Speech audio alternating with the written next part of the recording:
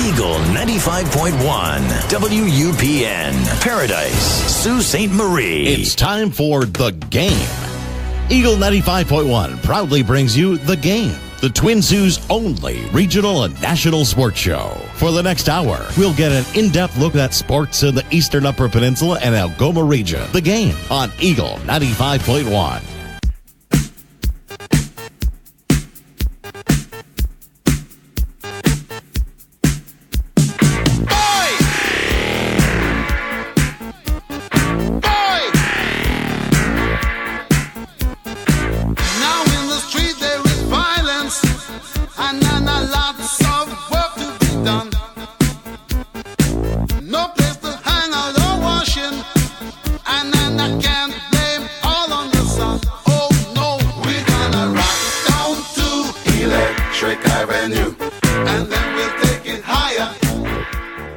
Sports Show would like to thank an additional home to the Game Sports Show, Canadian franchise Boston Pizza. Boston Pizza, Sault Ste. Marie, located on 601 Great Northern Road, Sault Ste. Marie. Come in and join Boston Pizza for its numerous specials that are offered. After 9 p.m. daily, come in to Boston Pizza for $9 schooners, $4 rail drinks, and delicious food. Boston Pizza, Sault Ste. Marie, you're among friends. Greetings and salutations, and welcome to the Game Sports Show. It's yours truly, David McCaig, here live at Boston Pizza, Sault Ste. Marie, February the 15th. And it's a great atmosphere, as always, here at Boston Pizza, Sault Ste. Marie. We're here after 9 p.m., and you know what that means. It's $9 schooners for the Molson Canadian Coors Light products. You got the $4 bar rails and the half-price appetizers. And it's always fun here at Boston Pizza where you're among friends. So come on down to Boston Pizza, Sault Ste. Marie, where you can have a good time and enjoy some great deals and specials. As I said, it's just Dave McCaig here right now. Later on in the show, we're going to have Dane Hancherow and Jamie Antonello join us, as Justin Heichel will not be joining us tonight as he has taken a sick day. But we have quite the agenda here, as we always do on the Game Sports Show. But before we get into that, I want to jump in to say my special shout out to sponsors, and also special thanks to Scott Nason, our board operator tonight, as always. The notorious Nason, always in my ear, making sure that I keep in line. Much thanks to Sky there, and obviously a special thank you to the beautiful Lauren, the waitress here at Boston Pizza as well, who is substituting in for Mitch Wilson, who is usually our usual waiter, but Lauren, who is a great fill-in and might even be better than Mitch in terms of serving us here on the Game Sports Show. All jokes aside, here at the game, we got the additional sponsors besides Boston Pizza, which is one of the homes to the Game Sports Show. We have Sports Center Bar and Grill, which is our home Wednesday nights for the game. We have the Salon. We have Discover the Canvas, North Shore Sports and Auto, the Superior Pro Shop here in Sault Ste. Marie, Ontario, along with the Wicked Sister and Pingator Cleaners in Sault Ste. Marie, Michigan. And for tonight, as I mentioned, the panel is going to be myself, and we're going to have Drew Fata come on right after the introduction, after we take our first break. Then after our interview with Drew Fata, we're going to have captain of the Lake Superior State University Lakers, Aiden Wright, as I would like to call him, Gooser, come on after the interview with Drew, as he's going to talk about his season with Lake Superior State. And then that's when I'm going to bring on Jamie and Dane to talk our NHL chat, our Olympic chat, and our famous multiple choice segment before we conclude tonight's show.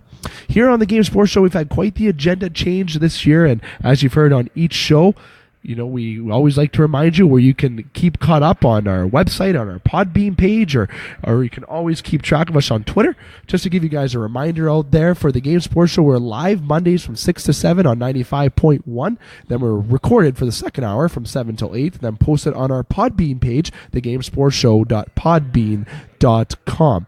Then on Wednesdays, we're at Sports Center Bar and Grill, where myself, Justin Heichel, and Jamie Antonello like to talk the world of football in the In the Pocket segment. We like to talk basketball, and we have our newly implemented roundtable segment, and also where we like to get down and talk a little bit of golf, tennis, and WWE, and that's every Wednesday at Sports Center Bar and Grill. Then obviously, as you know, at Boston Pizza, every Thursday at 9 until about 11 p.m. or 9:30 till about 11 p.m. We're here at the back corner of the sports bar side where we're recording the Game Sports Show, where we talk hockey and we talk baseball. So again, that's Monday, Wednesday, and Thursdays here on the Game Sports Show.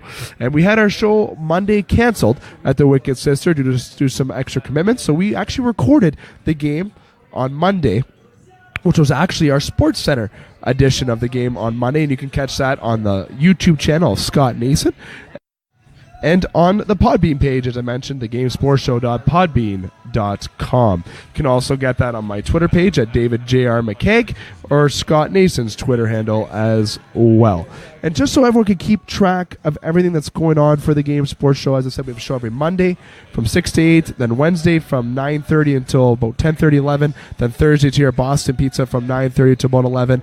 To keep track of everything, we have our website that is launched. There's still a couple things that's under construction a little bit, but the website is launched. That's www.thegamesportshow.com, and that's where you're going to have an About Us, where you're going to have information about us, and also where you have each of the 3 shows on the website that you can follow and also click on previous shows, as like our previous show with Paul Maurice and Joe Bowen, or even a previous show with Jamie Henderson, and other previous shows from the Monday night version, or even shows from the Wednesday version. You can all get caught up on the website.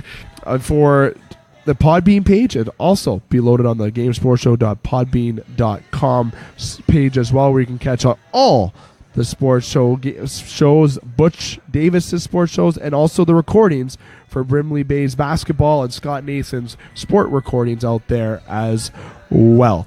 Now, for something that's going to get brought up here in just moments, the trivia question. That's where you're going to get introduced to our email, which is the gamesportshowssm@gmail.com, and that's where you're going to answer questions for the trivia. So make sure you do it on there so you can get in touch with us through the email, which will be connected through our website as well. Now, speaking of the trivia, last week we had no correct answers. Last week we had some attempts, but no one got the right answer. It was how many menus or how many options, were on the Boston Pizza menu. I had answers of 25. I had answers of 20. I had someone say 93. That was the closest, but you need to be exact. The answer is actually 100. The answer was 100, so nobody was actually going to be given a prize for the first time in these 4 weeks, and the prize this week would have been 2 free large pizzas. Courtesy of Boston Pizza would have actually been the prize, so that goes back into the hat. And we have a new question this week, and that question is, how many HD TVs are in Boston Pizza? So how do you find out that answer? Pretty simple. Come to Boston Pizza, enjoy the great atmosphere, and maybe count the TVs. Send an email to thegamesportshowssm@gmail.com, or reach out on me on Instagram, Twitter, or Facebook. And as one of our guests later on the show, Aiden Wright, will tell you that I am pretty reliable on responding to those messages on Instagram. You can get hold of me on there and will give me your answer, and you will be entered in a chance to win a prize courtesy of Boston Pizza, Sault Ste. Marie. So once again, the question is, how many HD TVs are in Boston Pizza, Sault Ste. Marie? So we're going to take a quick break here. When I come back, I'm going to introduce Drew Fata. And then after Drew, later on, I said we got Aiden Wright coming on. And then after that, that's when we have Dane and Jamie joining me here on the game. So you don't want to go anywhere. Be right back after these messages. The Game Sports Show would like to thank an additional home to the Game Sports Show, Canadian franchise Boston Pizza. Boston Pizza, Sault Ste. Marie, located on 601 Great Northern Road, Sault Ste. Marie. Come in and join Boston Pizza for its numerous specials that are offered. After 9 p.m. daily, come in to Boston Pizza for $9 schooners, $4 rail drinks, and delicious food. Boston Pizza, Sault Ste. Marie, you're among friends. The Game Sports Show would like to thank an additional sponsor, an additional home to the Game Sports Show, Sports Center Bar and Grill. Sports Center Bar and Grill, located on 624 Wellington Street West, Sault Ste. Marie, Ontario. Sports Center rated top sports bar for the second year in a row. At Sports Center, enjoy their famous 75-cent wing night along with delicious Molson products on tap, along with a great atmosphere and other great food options available as well. Sports Center Bar and Grill, the Sioux's best sports bar. Hi, this is Joe Bowen, and you're listening to the Game Sports Show from Sault Ste. Marie. And welcome back to the Game Sports Show. It's yours truly, Dave McCaig, here live at Boston Pizza, Sault Ste. Marie, where after 9 p.m. daily, you got your $4 rail drinks, you got your $9 schooners for the Molson Coors Canadian products, and 50% off appetizers, especially when we're here. Come on down and enjoy some great food and Molson products here at Boston Pizza.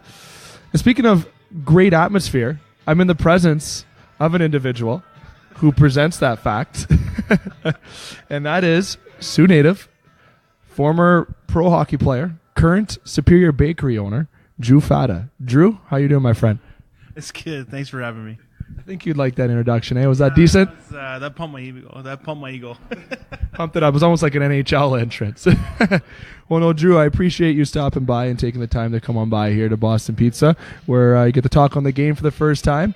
We're going to just have a little fun conversation. Like I told you before we go on, we're going to talk about your career and little stories in your career that you can share, obviously, that are not all the some that you can share, and talk about Superior Bakery and what you're doing now, sort of thing. So you got drafted third round by the Pittsburgh Penguins. Can you reflect on how you felt that day? We're going to start in the bare bones when you first started.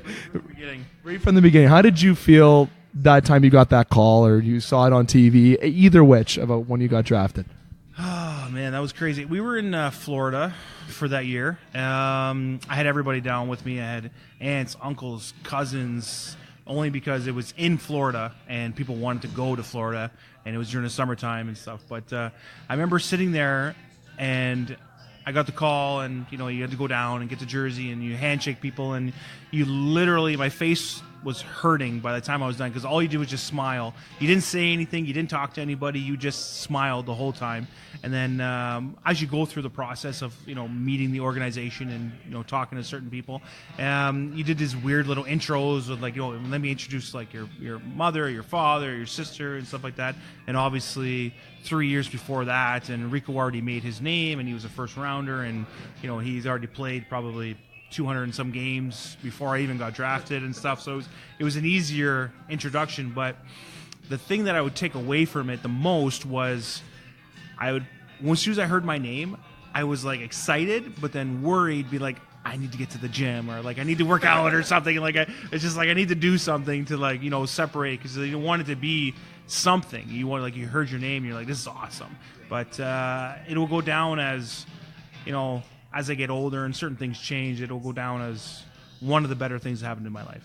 For sure. And you're from Sault Ste. Marie, like I said, and like you just mentioned, you're Rico's brother, younger brother, who Rico did get started earlier than you did. And I'm sure when you guys were younger, and I don't for sure know, so this is a prediction here, but in Sault Ste. Marie, outdoor rinks, carrying the skates and getting ready, it's just early training. I'm sure Rico and you were pretty tight when you guys were younger in terms of training, having goals to get to the NHL.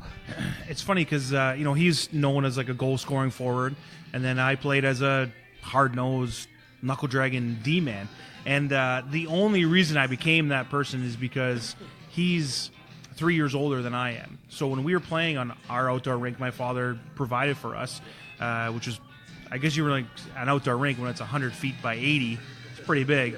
And he was bigger and stronger and faster than I was, so I had to learn how to stop these kind of people. So then I just naturally had to learn how to play defense and do these kind of things, because I'm a competitive person. He's a competitive person, and I wanted to win, and he wanted to win. And then I was smaller and not as strong as he was, so I just learned how to fight, and I learned how to dig into those corners and win those battles, because in the end I couldn't really do anything else. He was that much faster than I was, he was that much better than I was, so if I was going to win something, I needed to win in those dirty areas. For sure. I'm going to say, I was going to predict maybe that he was bullying you because he was a little bit old. I don't think now he can bully you, but figured, you know what, he's going to say, Drew, you're playing D, I'm just going to try to burn wide on you, because anyone that knows Rico has wheels. He's always been a speedster and a very good hockey player. And you guys are obviously very close. He is currently operating the Tim Hortons on Trunk Road, I believe is what the new one, those both on Trunk Road. And you just took over the business at Superior Bakery from the Cummings family. Before we jump back into hockey, we'll go on the light side of things. How's that kind of the life after hockey now that you're into Superior Bakery? And even I'm sure you and Rico have connection with having to own businesses and keeping in touch and all that, and more stress on the side of that opposed to the hockey stress. Yeah, it's a different stress altogether. I own a business, Rico owns a business, but it is apples and oranges. Rico deals with 5,000 probably people a day, and that kind of stuff, and he deals with, it's a Tim Hortons franchise. And we have a little more, he deals with more quantity of people, and then we're trying to do things on the size of quality because we don't serve as many people.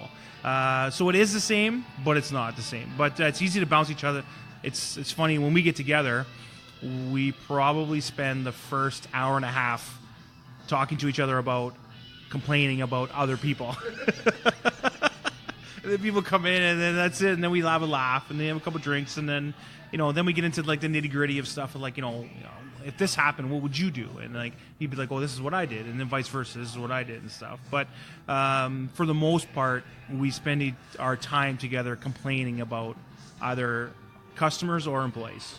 And you two, I think, probably work 2 different hours, correct? You said you're 3 a.m. at the bakery. Rico probably is more day side of the business. And Tim Hortons, though, great franchise to run. Obviously, in St. Marie, we have plenty of them, and they're all successful and busy. Everyone wants their coffee, especially at Roll Up the Rim time right now, where I'm actually 0 for 3. Like, just going to say out there, Rico, if you have any winners, you could throw me a winner. But with Superior Bakery, any kind of events going on or any kind of promotions going on that you can promote before we kind of jump into the fun little hockey stories? When we jump into the promotion side of things, we like to piggyback off somebody else. So if Big Brothers and Big Sisters are doing a promotion and they're doing it at Esquire Club, or like someone jumps in and they're doing it at the Root River Golf Course, or like a wedding or something like that, we like to chime in with, we did the wedding cake, or we supplied the donuts, or we supplied the bread, or something like that. So we don't really per se do our own promotion or do like our own events. We don't hold any golf tournaments. We don't hold any like hockey tournaments or anything like that. So like last week, there was the Little Caesars 4-on-4 golf tournament at Silver Creek. And that was purely Little Caesars in Silver Creek, but I supplied the bread and donuts. So we kind of jump in and stuff like that. And, we talked to Jamie Henderson, who does the Silver Creek stuff, and then Flamia, who owns Little Caesars. So when we do our promotions, we kind of just, we got our hand in the cookie jar, but we don't have our hand in the cookie jar that promotes, say, like we're a part of this. We're 100% behind it. We just kind of make sure that we chime in and be like, you know what? Well, I got the pastries here. We have the cakes here. We have the bread here. Yeah, and you have delicious bread. I'm usually on my lunch when I'm at the hospital. I come on down and grab a sandwich or two if I could, and I eat 2 of them. Not going to lie, not in really game shape anymore, double stack. We got another funny story that we'll share after at the end of the interview. You and I play baseball together. I know there's going to be individuals from my ball team that listen that are waiting for me to bring this up to you because it was funny. So we're gonna save that. To go into the hockey side of things, back to that. You played in the OHL for the Toronto St. Mikes. Then you're also in Kingston briefly as well before you went to the AHL where you played Wilkes-Barre. You had time with Wheelie Nailers as well before you went to Bridgeport. Then it was obviously with the Isles. Before you went to the Steelers in Czech Republic. I'm not even trying to. Norway. Yeah, I went to Norway, Sarpsborg, and if you pronounce that, yeah, it's a weird name. Went to Norway, and then went over to Italy, and then I got an opportunity to go back to school, and I went to school for 2 years in Sheffield, England, in the Steelers, and also played hockey there. And then that's where I finished my career, and I came back. So one question that I didn't fully look into, obviously, the Wheelie Nailers. Were you around when Paul Bissonnette was in those areas? Yeah, he wasn't quite biz nasty back then, but he was just biz. He was just biz back then. Just biz. When you first played into this AHL, and obviously the OHL and Major Junior is great to go on, but when you get into the AHL, it's also a different cookie. Then obviously playing the NHL is a different cookie as well. I mean, even overseas, it's a different style than it is over here in North America. When you first played your first AHL game till your last game, what changed for you in that time period? What made you grow? Did you get tougher, more penalty minutes, or what was it? You know what it is? It's probably just a little bit of, you can call it whatever you want. It was confidence, cocky, arrogance, whatever you can describe it in many different ways. But I remember my first game in the American Hockey League, and I was nervous. And one of the veteran players said, "Don't worry, you're only going to play 3 minutes tonight." Was that Biz Nasty by chance? I got a year on Biz, so he did all that stuff after I did. And then I remember I was in the American League, and then I got sent down to the coast. I was in a different frame of mind where, like, this is not where I wanted to be. I wanted to be in the American League and stuff like that. So when I played, I had a lot more confidence. So, like, week by week, 1 week I'm in the American Hockey League, and I'm nervous. And then, 5, 6, 7 days later, I'm in a different city playing for a different league, a different team, and I was more confident playing the game because this isn't where I wanted to be. I wanted to be somewhere else. So I played a lot better. I played a lot harder because I had a lot more confidence going in because this isn't where I wanted to start. I wanted to start somewhere else.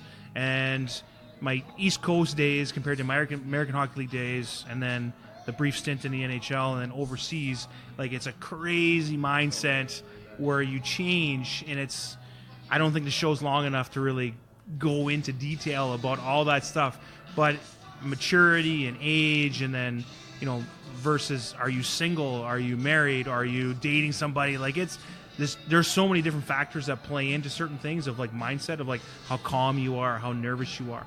And then on top of that, genetics, like, are you a nervous twitch?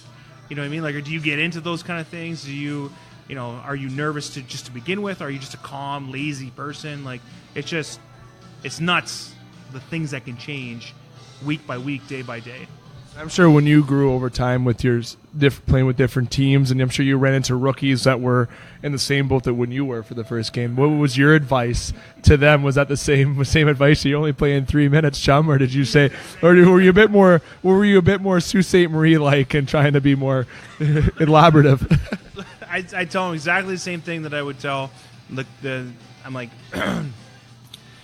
I'm like, my first game, my captain told me, he's like, don't worry, chum, you're only going to play 3 minutes.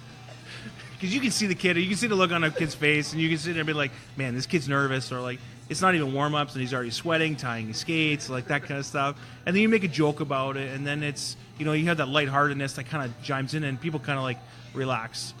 And it's like when I played my first NHL game, I was nervous, but, these guys are veterans, and I'm a little bit older. People don't really, it's a different world up there. And I was nervous, and I played, and I got into my first shift, and I got hit by Brooks Orpik, actually. Nice. And it wasn't even like a hard hit, but like it was just a hard enough hit where it's like everything just kind of went away. It just like he knocked off all that rust. Like I didn't feel nervous. It's like, oh, you took a hit from like a guy like Brooksy, and you're like, man, I can do this. Yeah. All right, we're good.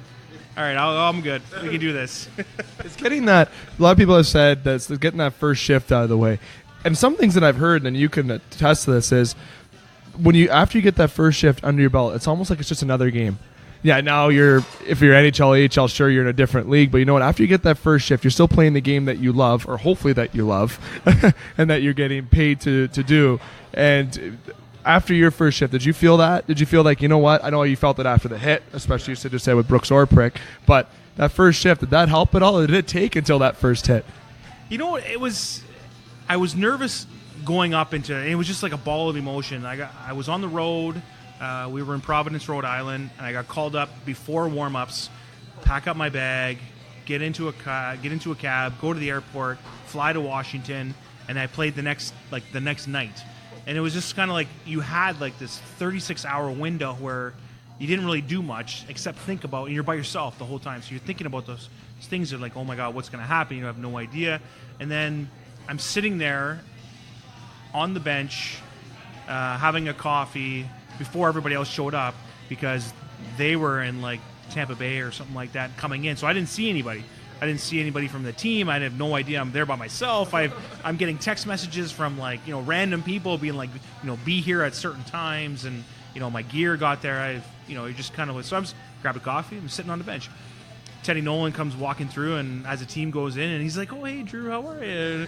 And like, it's weird because I've known Teddy for a very long time, and our sons, or his son, and I played the hockey together and stuff. So you see him in a different context where he's a head coach compared to one of your friends' fathers. All business when you get to the rink.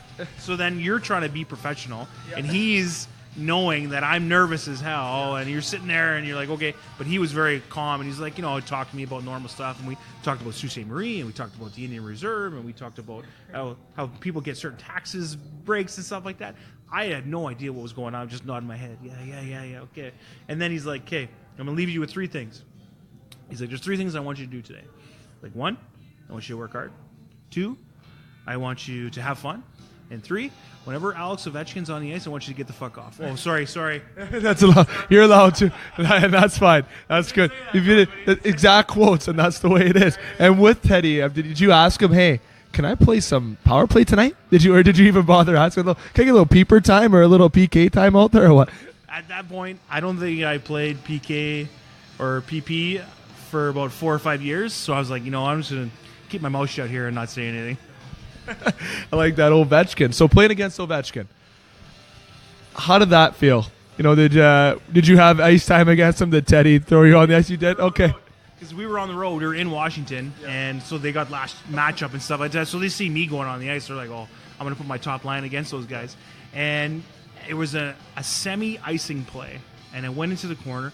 Ovechkin beat me to the puck, and he stopped short to hit me, and I braced it and I came in and stuff like that, and I got the better of the hit on the play, and I was excited, and then my D partner came in and took the puck, and then we went up the ice, and as Ovechkin and I are skating up the ice, he's like, "Why did you hit me? Your brother and I are friends." Because Rico was playing, and Rico played in Washington the year before, and because I have no idea what's going on, and I'm just nervous ball of wreck, and I was like, yeah, no problem, yeah, okay, next time. And I was like, no idea, and I was only on the ice for about 15 seconds, and then I just got off, because the only thing I think is Teddy's in my head, and be like, I gotta get off the ice. So for me, I thought maybe you were gonna drop the mitts with them. Be like, come on, Ovi, let's drop the mitts here. That's funny for sure. When that you played with the Islanders up with Teddy, and you. At that time in the NHL, it's even different than what it is now in National Hockey League. The game has evolved in a way that in the last couple years, let alone the last 10 years or 5 years, and feeling what the game is now, into then, the game has transitioned. Can you comment on any kind of thing from when you played and now watching the game now, the different changes in the game? I actually enjoy the game and the way it's changed. It's faster. It's you've kind of eliminated those one-dimensional players. The fast guy who can't stick handle, but all he does is hit, he's gone. The person who can only fight, he's gone. If you're going to play the game and if you're going to fight and you're going to hit, you also need to be able to play the game. You need to make plays. You need to score some goals every once in a while. If you were going around the league and you look at fourth-line players, they're not typical fourth-line players. There are players that are transitioned into fourth-line players from younger leagues or the American Hockey League. You take a guy like Chris Thorburn. Obviously, we're talking about Sioux guys. You talk about Thorby. Thorby, from junior to American Hockey League, he led his team in scoring. He's a goal scorer. He's a playmaker. But you put him in the NHL, he's a fourth-line checker who fights every once in a while. Yeah. But he can put the puck in the net every once in a while. He might only get 3 goals a year, but that's still more goals than any other prototypical fighter and stuff like that.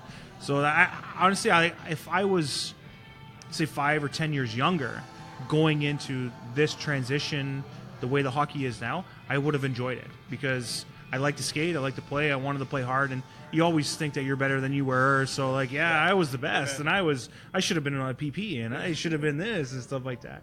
But I think I would have enjoyed playing in this day and age now. I think it's definitely more a game for speed. Where if you can, I want to say we play. I didn't play pro hockey, you did, but when you have the two-way style, the fighting was loved.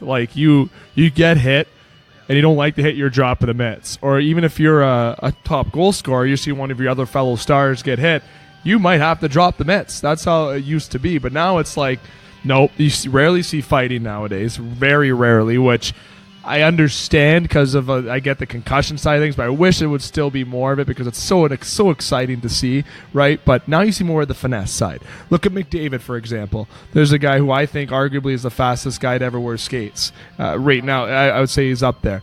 But question I have for you with that is, if you played against McDavid right now, how would you stop him? Because I know every National Hockey League defenseman is still trying to figure that out. But simply just step into him, or what would you do? He is the fastest person ever be on skates, and I played against Rico, and Rico's fast, and he's done certain things, but McDavid's shifty and fast, and he's a different type of fast. And when I played against Rico, it was I take the body on him because I had to. I had nothing else. I would just try to time it to be in that same path that he was going. If you're going 60 miles an hour coming down the wing over here, well, you know what? I'm gonna see if I'm going to time you at the blue line and take you out. But a guy like McDavid, if you can't skate, you can't be with him. You can be arguably the best defenseman. I think Pietrangelo is one of the best defensive defensemen in the league, but he's a little bit slower footed. And if you take him as McDavid, or if you take, say, 5 McDavids versus 5 Pietrangelos, I would say 5 McDavids are going to win.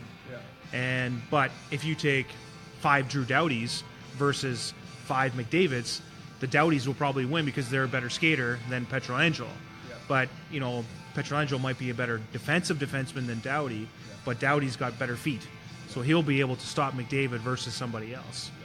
For sure. And, you had playing history, like I said, around in different leagues. The fastest league, or obviously you were part of, was in the National Hockey League, obviously, but playing overseas in Italy. And I got some friends like Zach Torquato that currently plays over there. We know players that play in various different places. Another friend of mine, Brendan Brooks, who plays over in England.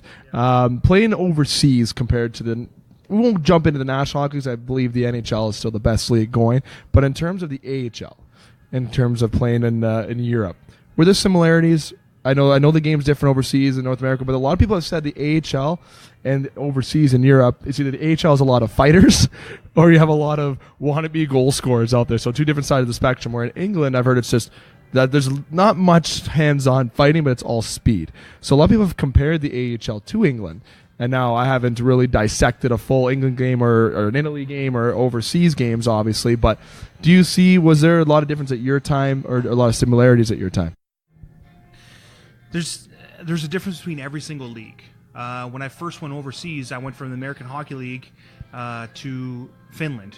So then you're taking the Olympic ice is like a huge difference maker when you do anything. The European League is a lot faster, but the American Hockey League is probably, I would say, maybe better coached. And then you have a smaller ice surface and stuff like that. There's more systems involved. And then when I moved over to Italy, and then it was different. So it's different. I bet it is. Never been to Italy though. I would love to go. I have relatives from there related. Probably you might know the names Roquettas. They're related to them, so that's where my mom's from. Actually, is Italy. Moved over. I've never been there. Can imagine how beautiful it is there. But hockey, different leagues, different styles. That was the first year that I was married, and my wife was with me, and I traveled a lot, and it was like we Rome and Pisa and stuff like that. So out of that year out of my life, I would take that as the best travel year out of my life, and we saw so many different things and we did so many different things. But then you asked me about the hockey, I was like, oh yeah, I played hockey that year too. I can't really remember. Then we went over to England, and it was 2 years, and I went back to school and I did all that stuff and business and blah blah blah, all that crap. But I actually enjoyed the hockey in England because it changed game by game depending on where you're playing. So if you played in, say, Fife or Braehead, where Brendan Brooks is playing right now, and like they have Olympic-sized ice surface. So then you go over that speed, and it's all about offense. Then you travel to a place like Coventry, or you come into Sheffield, where I was playing, and it's like normal ice surface. Or Coventry's a lot smaller, and you're sitting there being like, man, I just played in Braehead, where like I'm skating all over the ice, and I probably skated 10 miles, and then you come into Coventry where like I just stood around all day and played defense and poke checked everybody because there's nobody there. So like the game changed over there. So I actually enjoyed it because it was different game by game. And then in Italy and in Norway, it was just a wide open game, and then it was always the same. But I like variety, so I enjoyed my time in England. Absolutely, I'm envious of all that for sure. Definitely a good time living the dream. That's living the dream in my opinion. But a couple more things before we let you go, sort of thing. Do you have any stories that you kind of want to share that you can that you can share? Some little fun stories, maybe that the listeners can get a little chuckle about, or some of the listeners you're gonna know most of the listeners, but that, and then you and I will share a little funny story before we kind of sign off. Trying to think of like PG-13 kind of thing stories. All right, it was my third year in Wilkes-Barre, American Hockey League, and I pretty much had like a full-time gig up there. I was the first 2 years up and down, and we were playing against Albany River Rats, and they were the worst team in the league, and we were the best team in the league at that time. And that was the lockout year. And we had like Marc-Andre Fleury was our goalie, like that kind of stuff. And we had Ryan Whitney as like one of our number one defensemen. I heard a lot of funny interviews with him on Barstool. Witter's a good guy. I like Witter, and he was in the NHL kind of phase when I was in the American League phase. But I got nothing but positive things to say about him. He was awesome. So, anyways, we were losing 3-0 after the first period to Albany in our home barn, I guess. And Kobe Armstrong was like one of our top defenders and stuff like that. And we had Michelle Therrien was our head coach. And out of the 3 years that he was my coach, I don't think he said more than 5 words to me.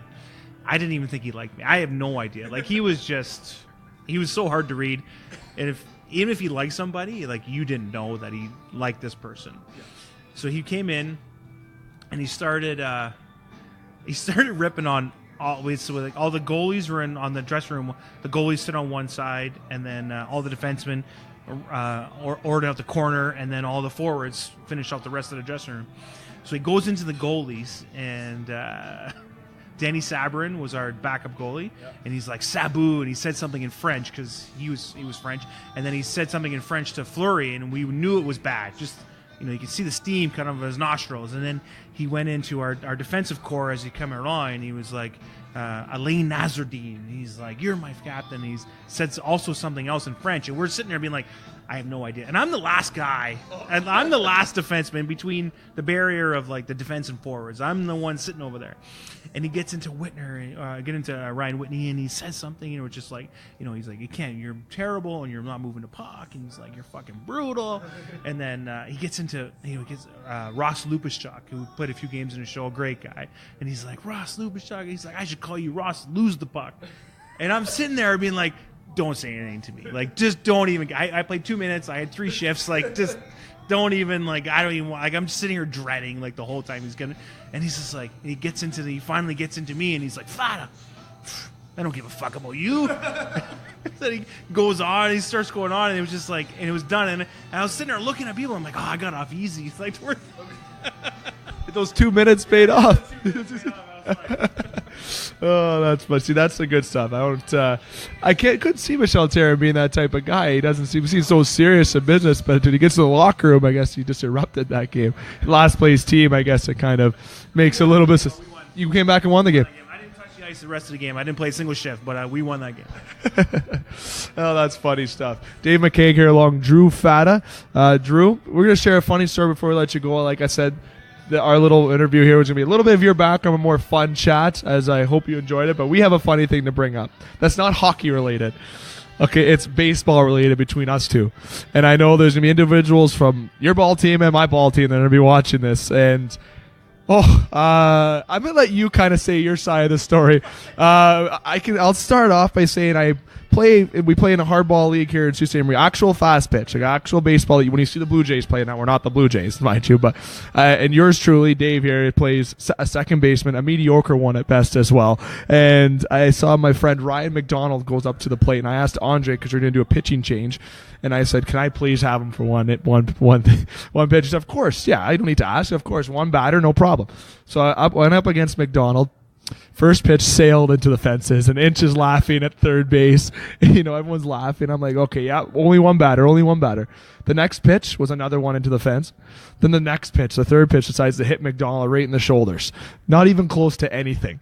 And I remember he got the walk, and I said, okay, well, there goes my career. 3 balls and a walk. Just hopefully he doesn't get a run home. Hopefully, a hit by a pitch, sorry. And hopefully he doesn't get home because my ERA would be infinity by then.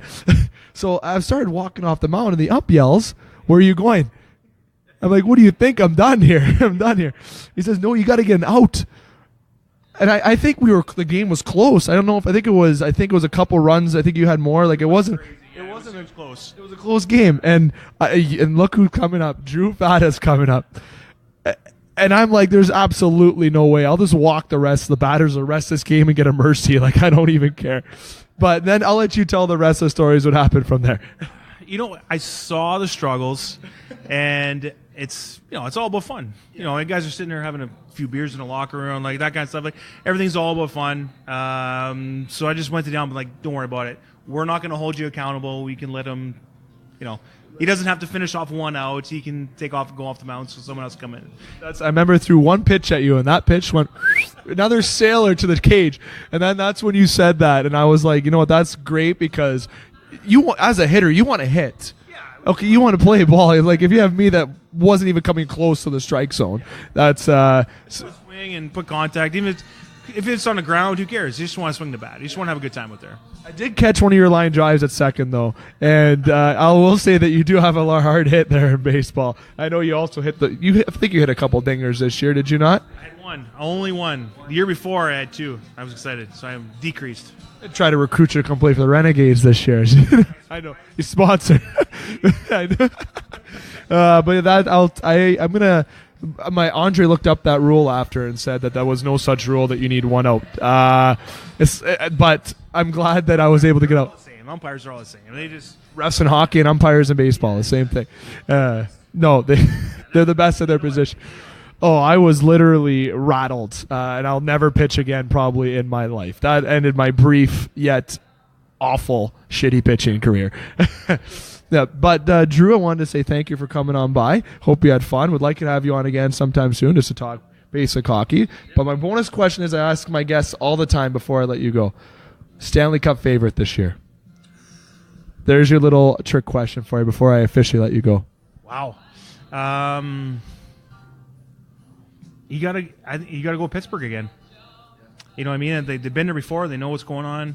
And then Crosby, Malkin, Kessel, Murray's unreal. The defensive core, it's tough to go against. So yeah, Pittsburgh. I like that. I'm a Leaf fan. I'm hoping one day gets. I enjoy it. And then living in Sault Ste. Marie and living in Ontario, all you hear is Leafs and all you see is Leafs.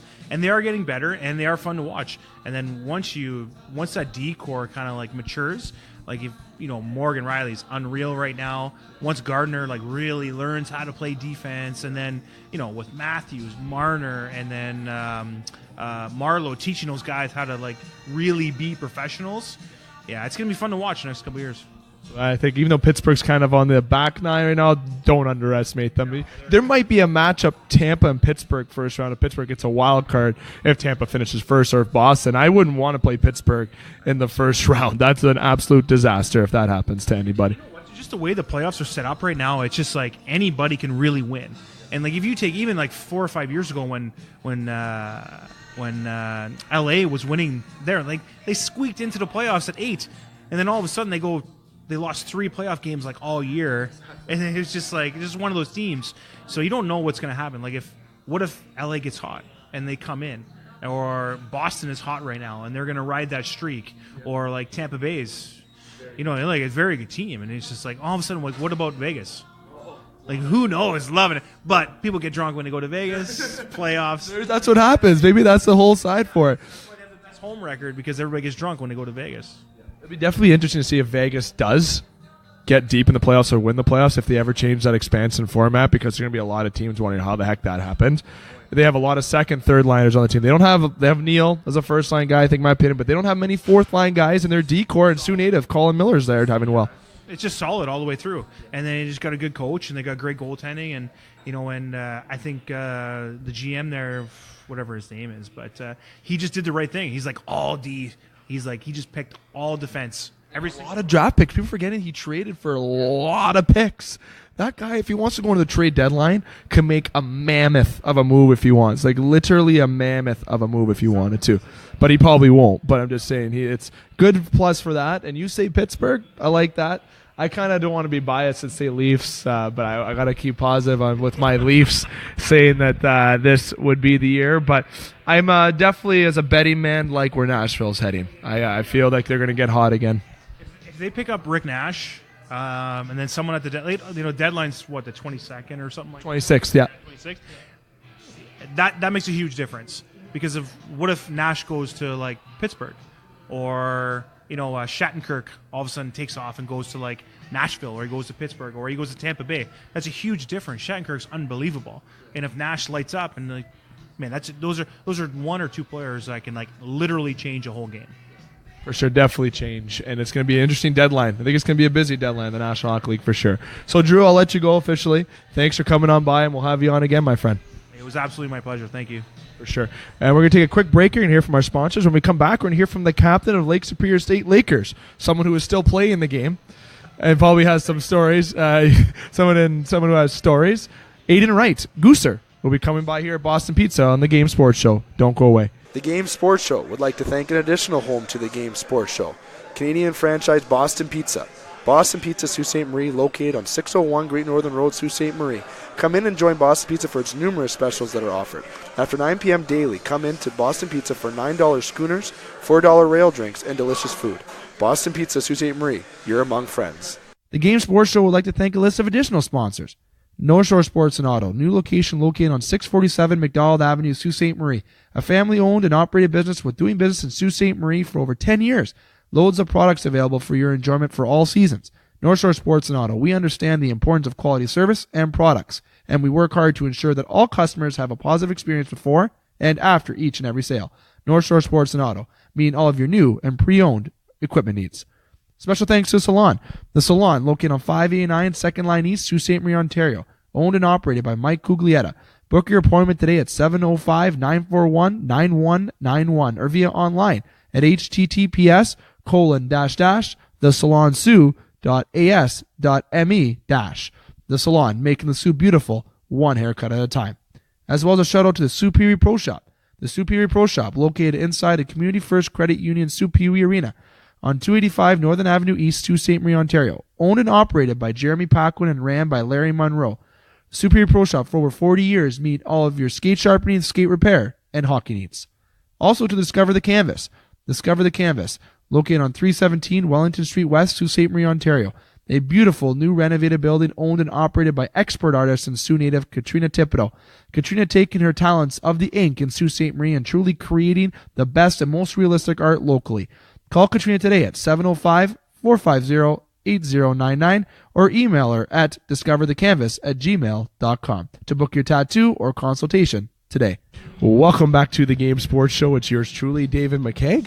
You just heard from Drew Fata, Sioux native, and that was quite the funny interview that Drew and I had there, and hopefully you enjoyed that. We've had quite the great show thus far here at Boston Pizza, Sault Ste. Marie, where we're here after 9 p.m., where they have $9 schooners for the Molson Coors Light, the Molson products. They have the $4 bar rails, and they also have the half-price appetizers, 9 p.m. after 9 p.m. daily here at Boston Pizza, Sault Ste. Marie. And we're going to continue this interview portion of the Game Sports Show. We have a special guest, a friend of mine, and a Sioux native. No, actually a Wawa native, but in terms of Sault Ste. Marie, we consider you a Sioux native. Sioux native. Aiden Wright, the captain of the Lake Superior State University Lakers. Aiden, how you doing, buddy? Doing well. Thanks for having me. It's actually weird to say Aiden, because I know Sault Ste. Marie guys know you as Gooser. Okay, I know your brother as Gooser. So if I end up saying Gooser a couple times in this interview, it'd be for the fun sake. But I'll try to say Aiden as best as I could. No, I definitely prefer that. I think, for the last 10, 12 years or so, I've been on a nickname basis now. So hearing Aiden kind of creeps me out as well. Could say writer or Aiden, but then it kind of takes out the professionality of it, I guess. Where Gooser is definitely a good interview or good nickname to say throughout this interview, but I'll try to say Aiden. But you obviously got that Gooser nickname because you being from Wawa.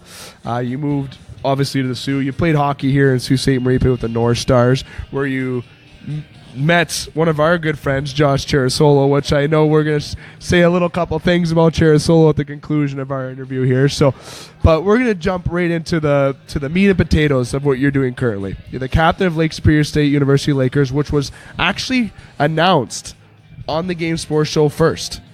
Yes, it was announced first. We broke the news on that, and I remember being live at the Wicked Sister on the Monday when it was announced. When you were announced captain, I was very excited for you. Hard work definitely paid off, my friend? Yeah, it was definitely a huge honor to get named captain there. It was even more special that the teammates kind of voted on it. So to know that I had the respect of the room, going into that senior year of mine, it was definitely huge. But I didn't know that you broke the news there. That's something I didn't know. Fun fact, we broke the news on Eagle 95.1 is where the news was broken at exactly 6:28 p.m. on the Monday. I remember that, and I was very excited. Scott and I were happy to get that breaking news, especially me, you being on this, like I said, you're a Wawa native, but from Sault Ste. Marie in my perspective. And this season hasn't been the best of all seasons for Lake State, but things have been really looking up these past few games, especially coming down to the wire on the last weekend of the season. But before we jump into your previous road trip that you just completed and going into this last weekend, Can you describe the feeling of being a captain for an NCAA team as respected as Lake State is? How that's changed yourself as a character, or if it has, or what adjustments you had to make to be a captain of this organization? Yeah, no, I definitely I've learned a lot about myself and kind of how to manage people. To be a captain of a team with so much pride and history, with the national championships and the success they've had, in the 90s, it's definitely an honor. With that comes a lot of responsibility, obviously. You're kind of held to a higher standard, per se. You're kind of counted on to lead the room and do the right things on and off the ice. So, I definitely learned a lot about myself, a lot about leadership, but, it's made me a better person. Absolutely. And being a captain of an organization like that, that's definitely hard work that's earned, obviously, and then you obviously had your teammates vote you with that, so that's definitely impressive in itself. Now, throughout this season, you've had ups and downs. Best way to put it is ups and downs, even for yourself. Can you describe how your team has battled through those ups and downs, and even yourself through those ups and downs? Yeah, we've definitely had a lot of adversity this year. Right off the bat, I think we were kind of slated to finish in the top 4, top 5 of the league, and we really didn't. We haven't really played to that standard up until late. We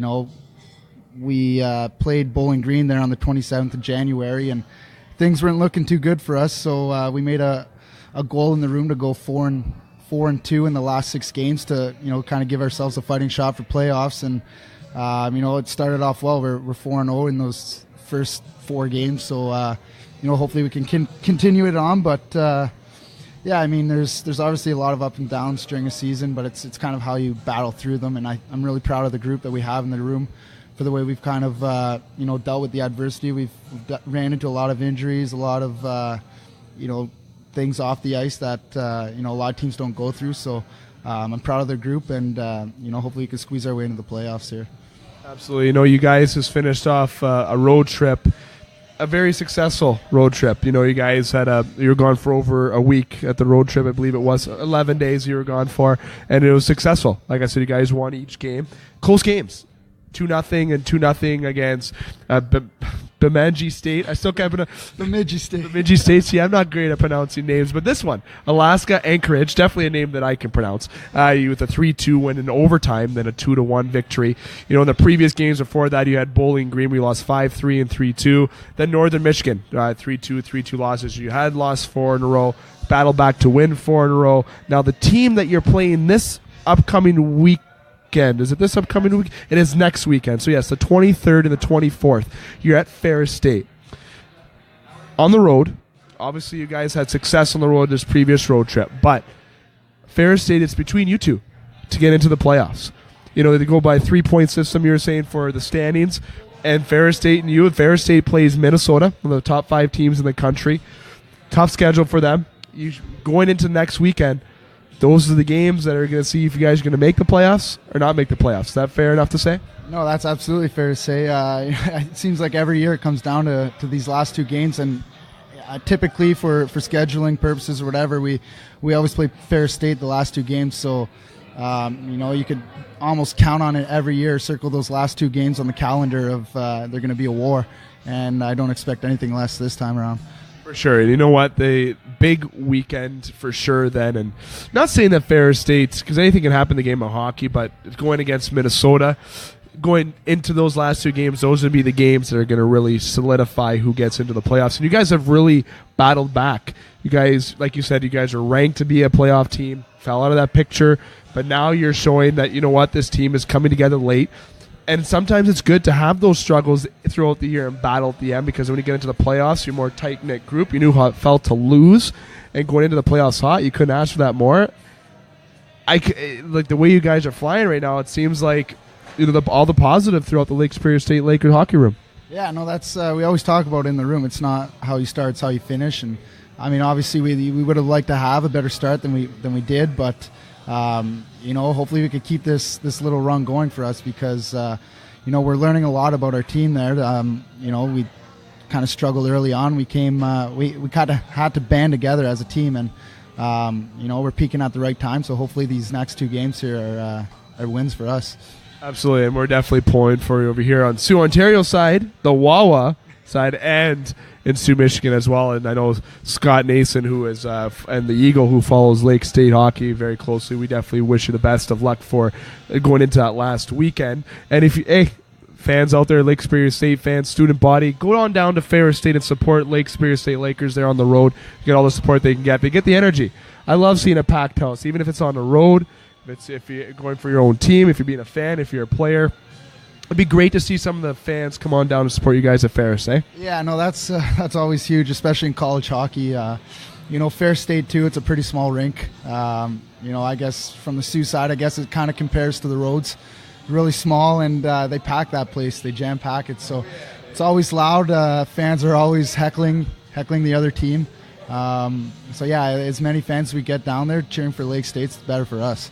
Absolutely, and the captain of Lake Superior State University Lakers is speaking to get your butts down to the game, so make sure you get your butts down to the game for that. Aiden, I want to jump into more of the other side of hockey for your development, how things have come and gone for you in terms of hockey, your growth. I'm just going to say you played in Kingston, the OJ, you went to Powell in the BCHL, then you went to Lake State. Before all this, you played for the North Stars, and we're going to jump more into those fun side of the North Stars in a little bit, but your development, obviously everyone wants to thank their parents and their family, but there's always somebody outside of the world of hockey, even like outside the world of family, but it's still inside the world of hockey that you give a lot of credit to. For you being a captain of a team in Division I hockey is definitely a great honor for yourself.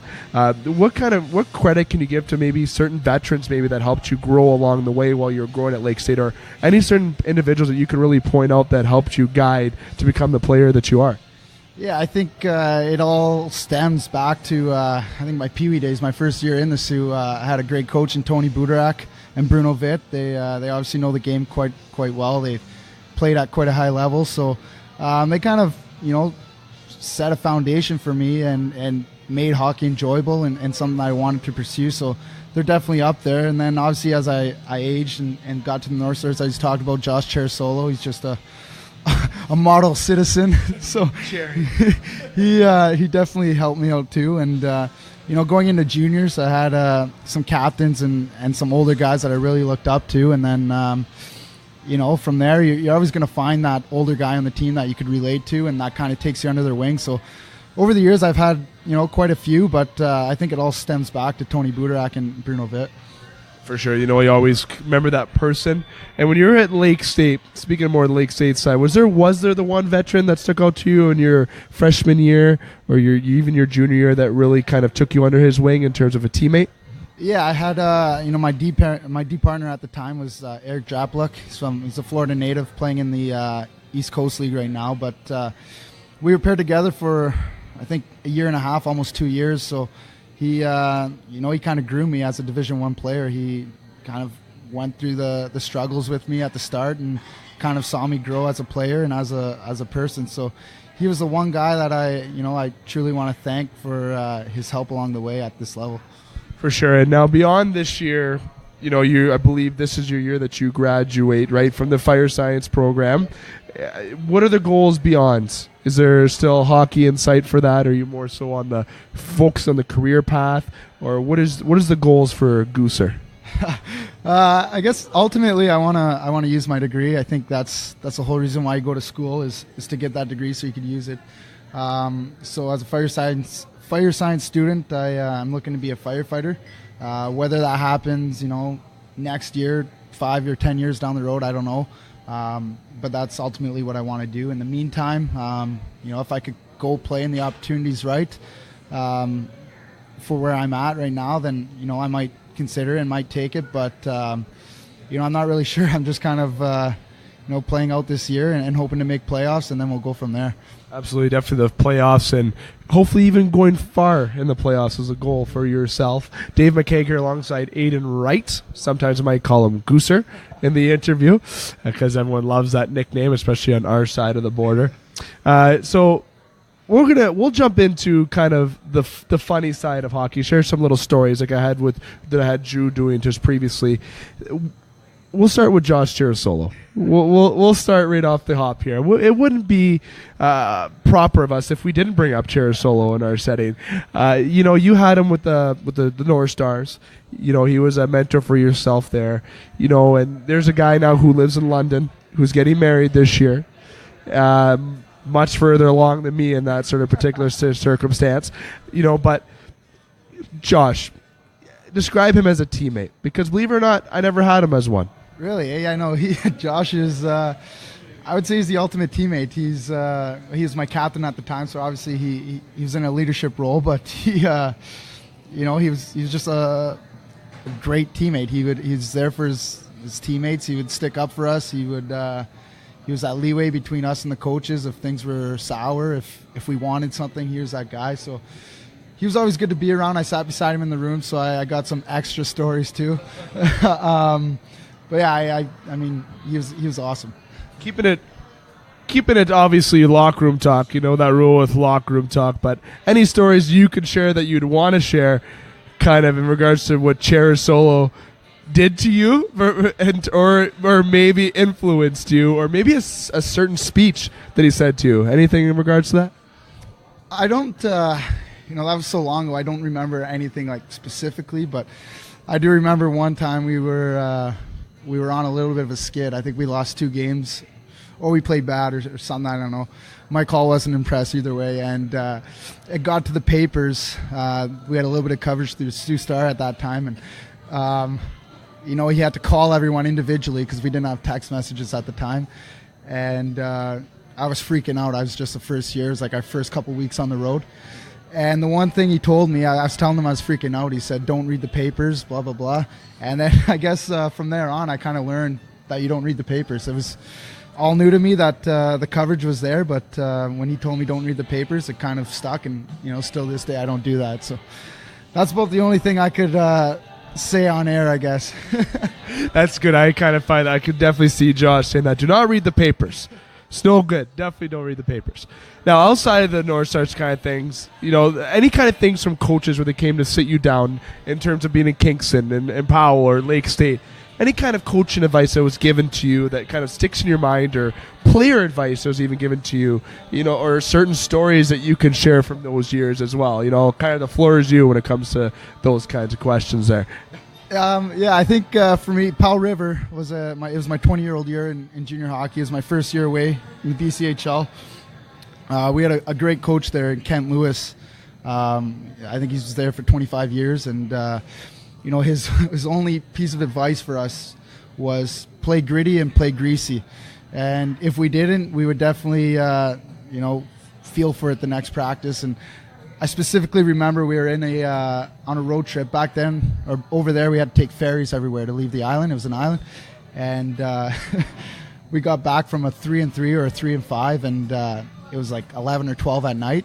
We got back to the rink, equipment freezing, soaking wet, and we weren't gritty or greasy, so he told us to be on the ice in 10 minutes, and we had a little bit of a bag skate there. It was about midnight. It was pretty bad.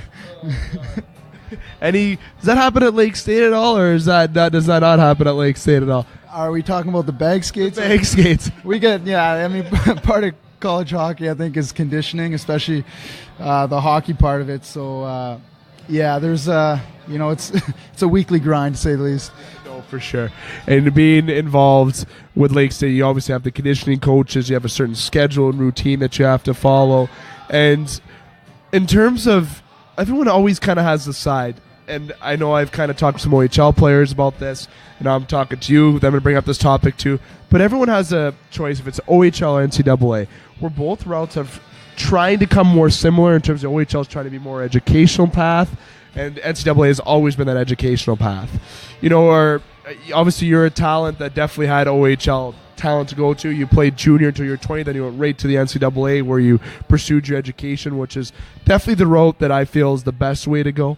But in terms of the hockey in the NCAA and comparison to the OHL, would you give any altering advice to go to one league or the other, or would you just tell somebody simply do what is best for yourself? Because obviously this was what was best for you, wrapping up your junior career, then jumping to the Division I route. Yeah, I mean, I think it's based on the person. For me, I've always been a pretty good student. And actually, just to correct you, I didn't have an OHL path to go to. You played until you were 20. Yeah, no, my draft year, I didn't really have the greatest year. I was kind of a late developer in terms of hockey. So, the OHL is never really a path that I could have taken.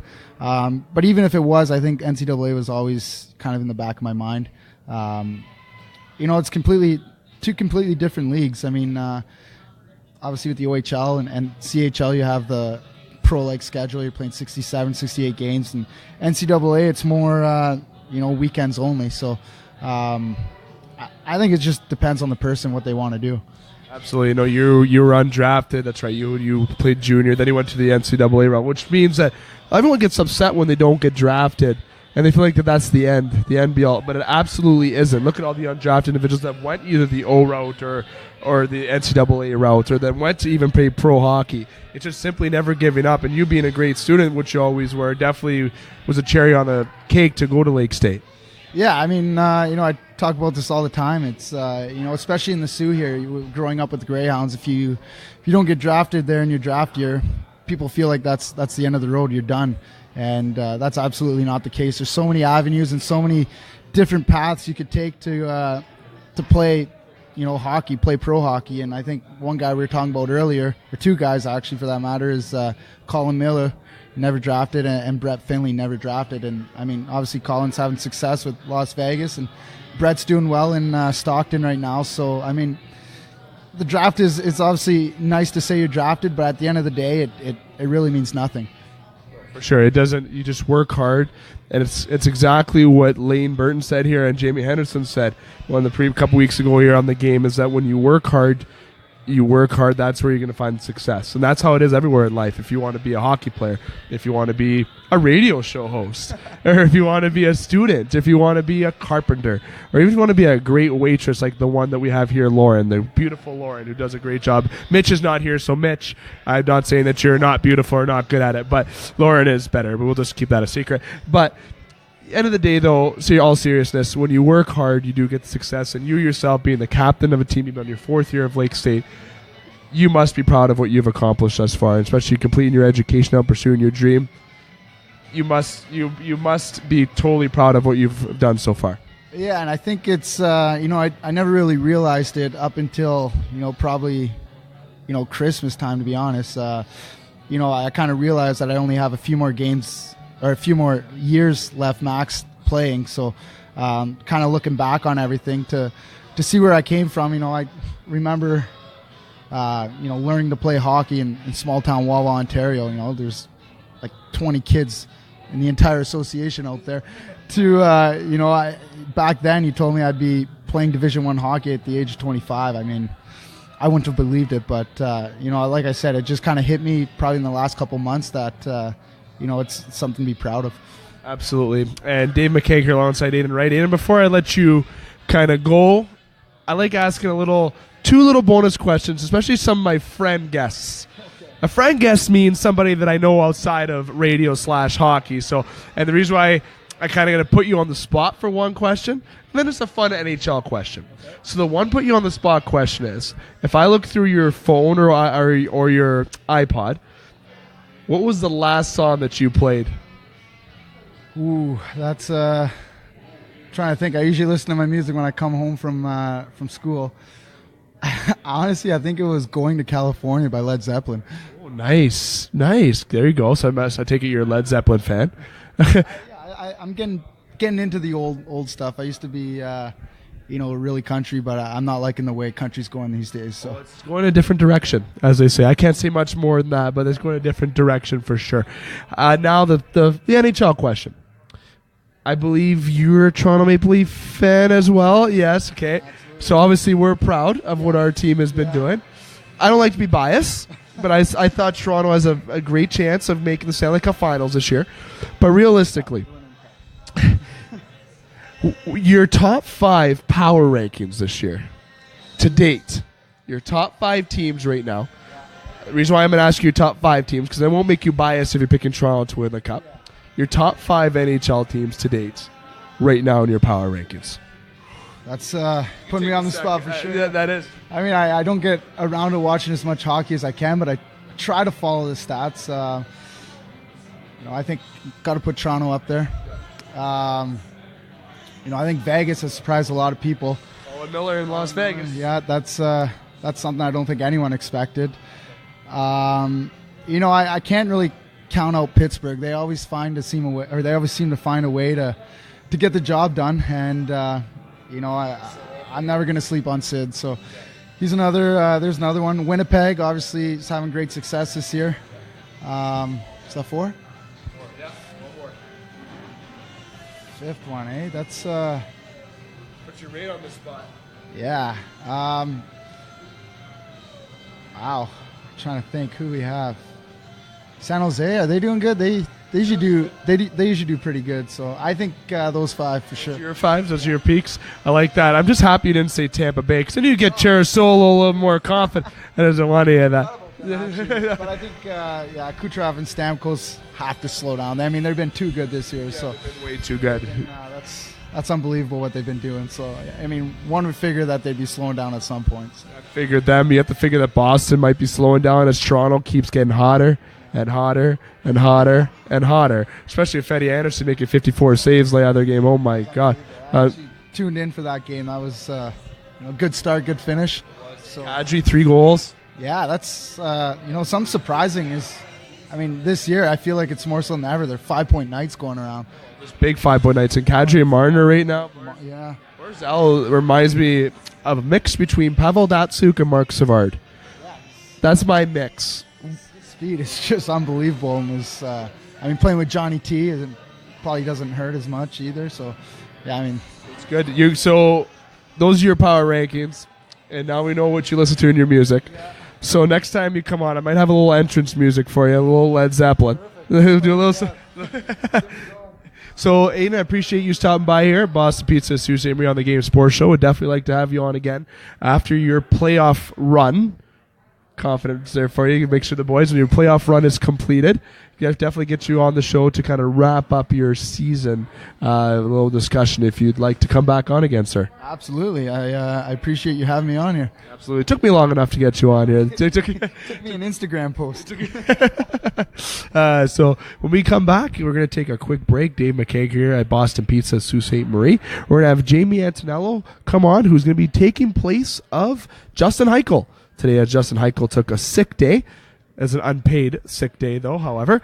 And then we're going to have Dane Hancherow join us as well here to talk our NHL chat, Olympic chat, and multiple choice segment here on the game. So don't go anywhere. We'll be right back after a message from our sponsors. The Game Sports Show would like to thank an additional home to the Game Sports Show, Canadian franchise Boston Pizza. Boston Pizza, Sault Ste. Marie, located on 601 Great Northern Road, Sault Ste. Marie. Come in and join Boston Pizza for its numerous specials that are offered. After 9 p.m. daily, come in to Boston Pizza for $9 schooners, $4 rail drinks, and delicious food.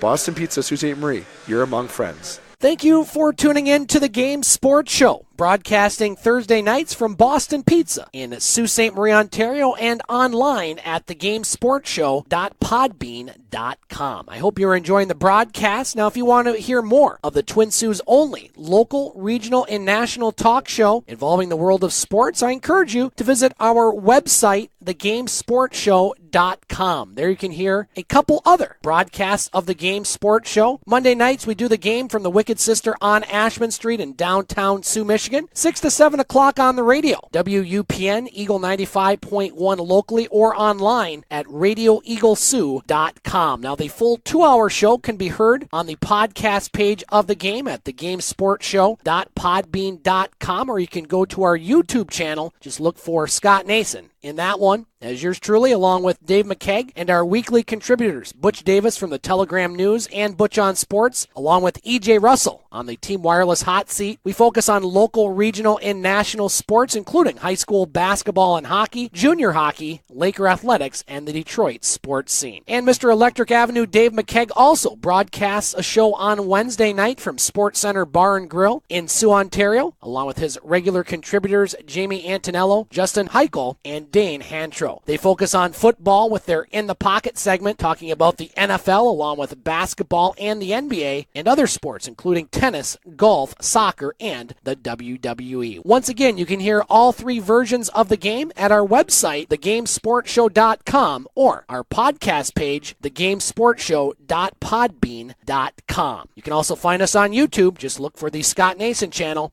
And thank you for listening, and keep it locked here to The Game for all your local, regional, and national sports talk that you just can't get enough of.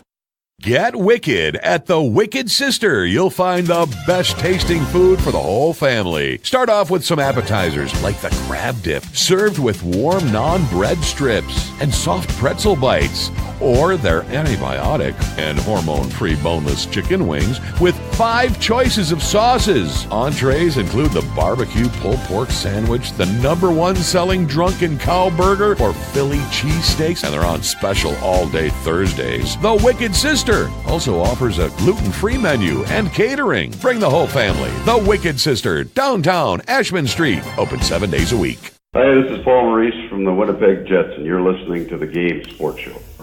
Welcome back to the Game Sports Show. It's yours truly, David McCaig, and we're back here. And I want to give a special thanks to Drew Fata for stopping on by Boston Pizza Sault Ste. Marie, and of course, Aiden Wright for stopping on to the Game Sports Show, the captain of Lake Superior State University Lakers, as I like to call him, Gooser, from Wawa, Ontario. Thanks for stopping on by. We'll definitely have those two individuals on the game in the very near future. And now that we're back here, I got to welcome my panel members. One of my usual, my usual contributors all around. Jamie Antonello to my right. I'm not going to use any geography terms this time. Just going to be simple to my right. Everyone commonly knows you on the In the Pocket segment in our Wednesday edition of Sports Center with the Game Sports Show. Welcome to the Thursday night edition for tonight. Debut tonight, taking in sub in for Justin Heichel, who took a sick day today. I guess those happen. He's got quite a few of those. I got to work my way up to the amount he has. Yeah, I think so. The sick time he's accumulated, he's starting to use them now. And to my left, I got one of my usual contributors as well, who's here every Thursday for sure, and most Wednesdays, Dane Hancherow, who made arrangements to ensure that he arrived. And he's actually wearing my sweater that he found in his room. Dane, how you doing? Good, and it's my sweater. No, Dave, I already told you this. That's a negative. So that's a nice sweater. Thank you for it. I appreciate it. Very nice. It looks soft. Oh, there you go. See, now maybe I don't want it anymore. I'm just. Jamie? It's salt gray in color and has a hood. I was looking for that for the longest time. I don't think I'm ever going to see it again. But before we jump into the NHL portion, guys, I want to give a quick little blurb because that's Scott telling me in my ear that I got to say a little mention about baseball. I can't forget that. At Boston Pizza, we talk hockey and we talk baseball. The Toronto Blue Jays, their pitchers and catchers reported to camp this past week, where they're at Dundee warming up for spring training, getting all started. And the Blue Jays signed Yami Garcia today to a 1-year, $9 million contract, former St. Louis Cardinal and New York Yankee pitcher. And he's not a pretty bad addition to the Toronto Blue Jays rotation, a rotation that needed that fifth starter because Joe Biagini needed to go with the bullpen because that bullpen's abysmal. He's so much better in the bullpen. So much better in the bullpen for sure. And the Blue Jays are a team that are going up against the likes of the Red Sox and the Yankees this year. The Yankees literally look like the Bronx Bombers once more time this year with Stanton and Judge and Sanchez and who knows? I bet you Babe Ruth will probably resurrect and come out there and play. I'm not sure. The Yankees are looking great this year, so they needed some good pitching. I think Garcia is a good fifth addition to the rotation. You got Stroman, you got Sanchez, you got Hop, and you got Estrada, and now you got Garcia. You got Biagini in the bullpen, you got Osuna in the bullpen, Tepera, who had a good year last year. You add Greg Breslow, who I'm not sure if that was a big, huge move to add, but it's a left-hander out of the bullpen.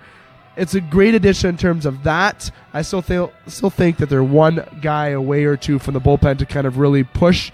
But you got Curtis Granderson there now, who's a veteran in the batting, who's basically coming in to replace Jose Bautista, if you look at it that way. Hopefully you're going to get a full healthy year of Troy Tulowitzki, who actually had a bone injury already to start off his spring training camp. So that's how I look at par for the course. Yeah, and, it's the Blue Jays this year are tight.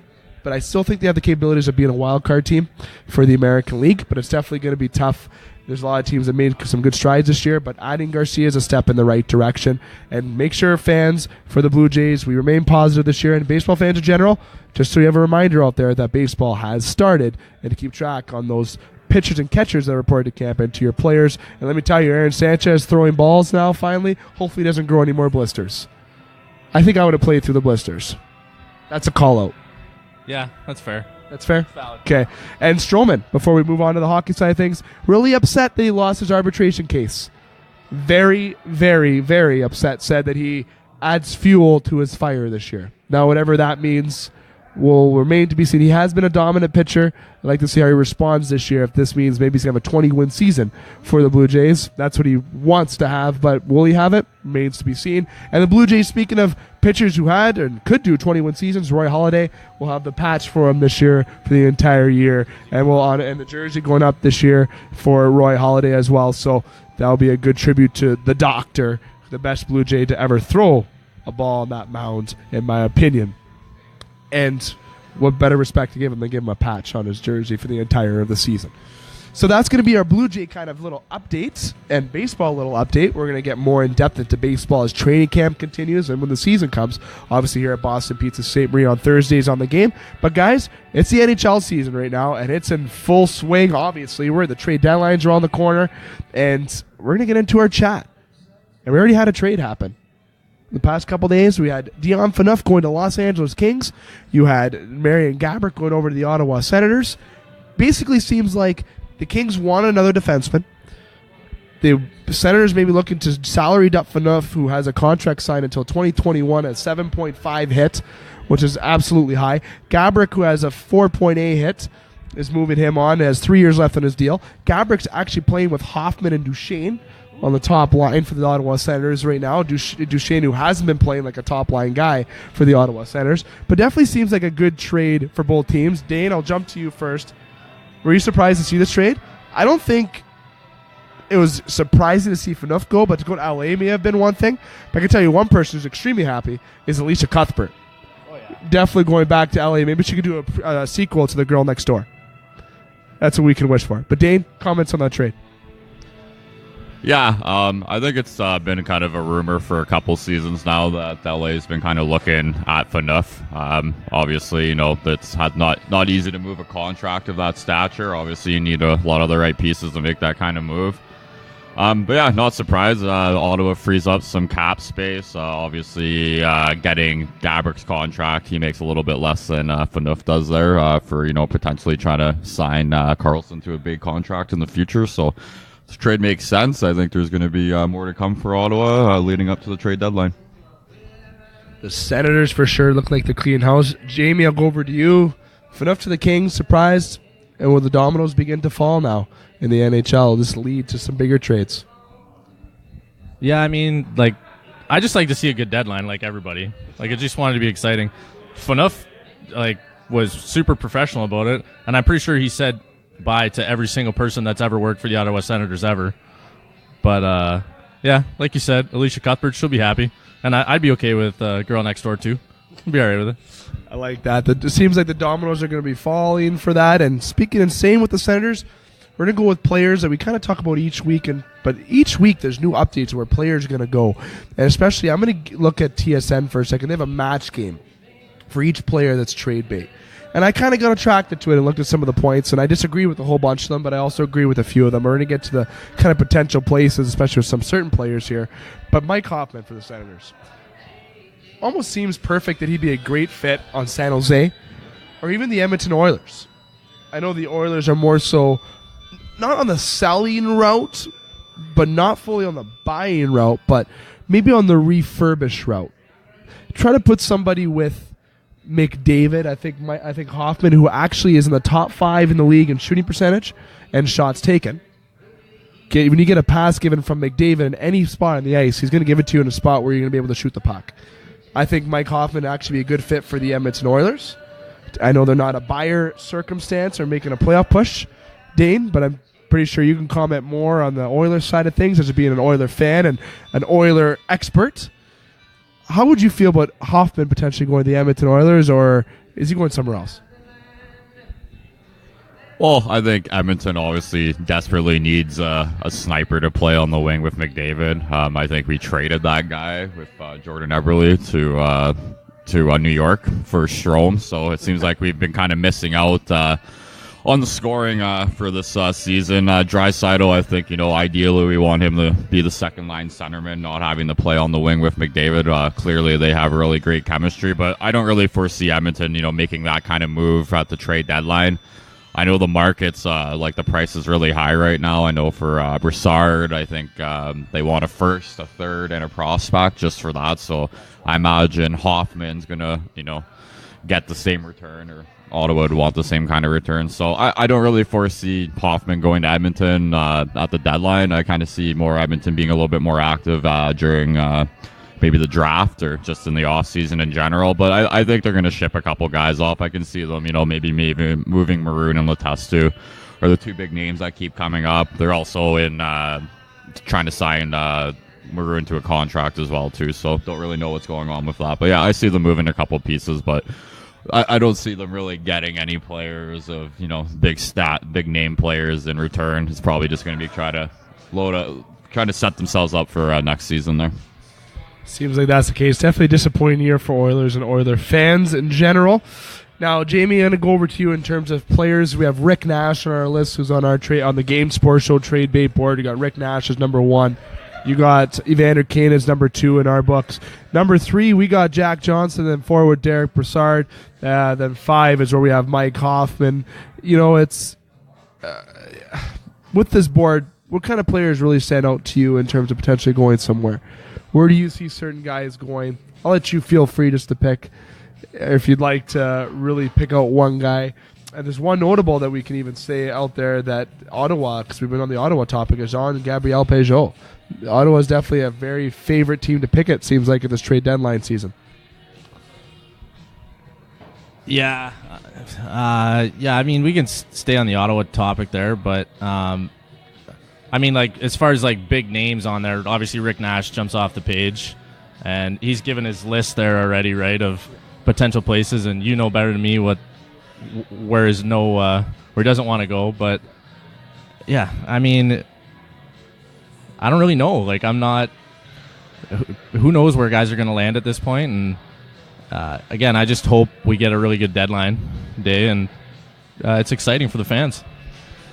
For sure. And the names that I'll say, one name that really sticks out at me is definitely Rick Nash, as you said. Rick Nash has said that he would waive his no trade to go to Toronto. He would waive his no trade to potentially go to Columbus. He would waive his no trade to even have a welcoming reunion to go to Dallas with Ken Hitchcock, where he had his rookie seasons in Columbus. But you know what? Rick Nash going to Toronto does not make sense to me. Columbus doesn't make sense, sure, because they're trying to make a playoff push. But if he wants to be on a contender, Toronto, in my opinion, is a contender, but I feel like there's no spot for Rick Nash. He doesn't fit on that lineup at all. He doesn't. JVR's there. I feel like JVR's the fit there in Toronto where they can use as an own rental. I think Rick Nash should be better suited. I think people are going to really throw this team under the bus. The Winnipeg Jets. Why wouldn't there be a fit for him in the Winnipeg Jets? Rick Nash has had a little bit of experience at center, which means if Scheifele goes down with a little re-injury, Blake Wheeler's already played a little center, as Paul Maurice has attested to on games, as he said on the Game Sports Show a couple weeks ago.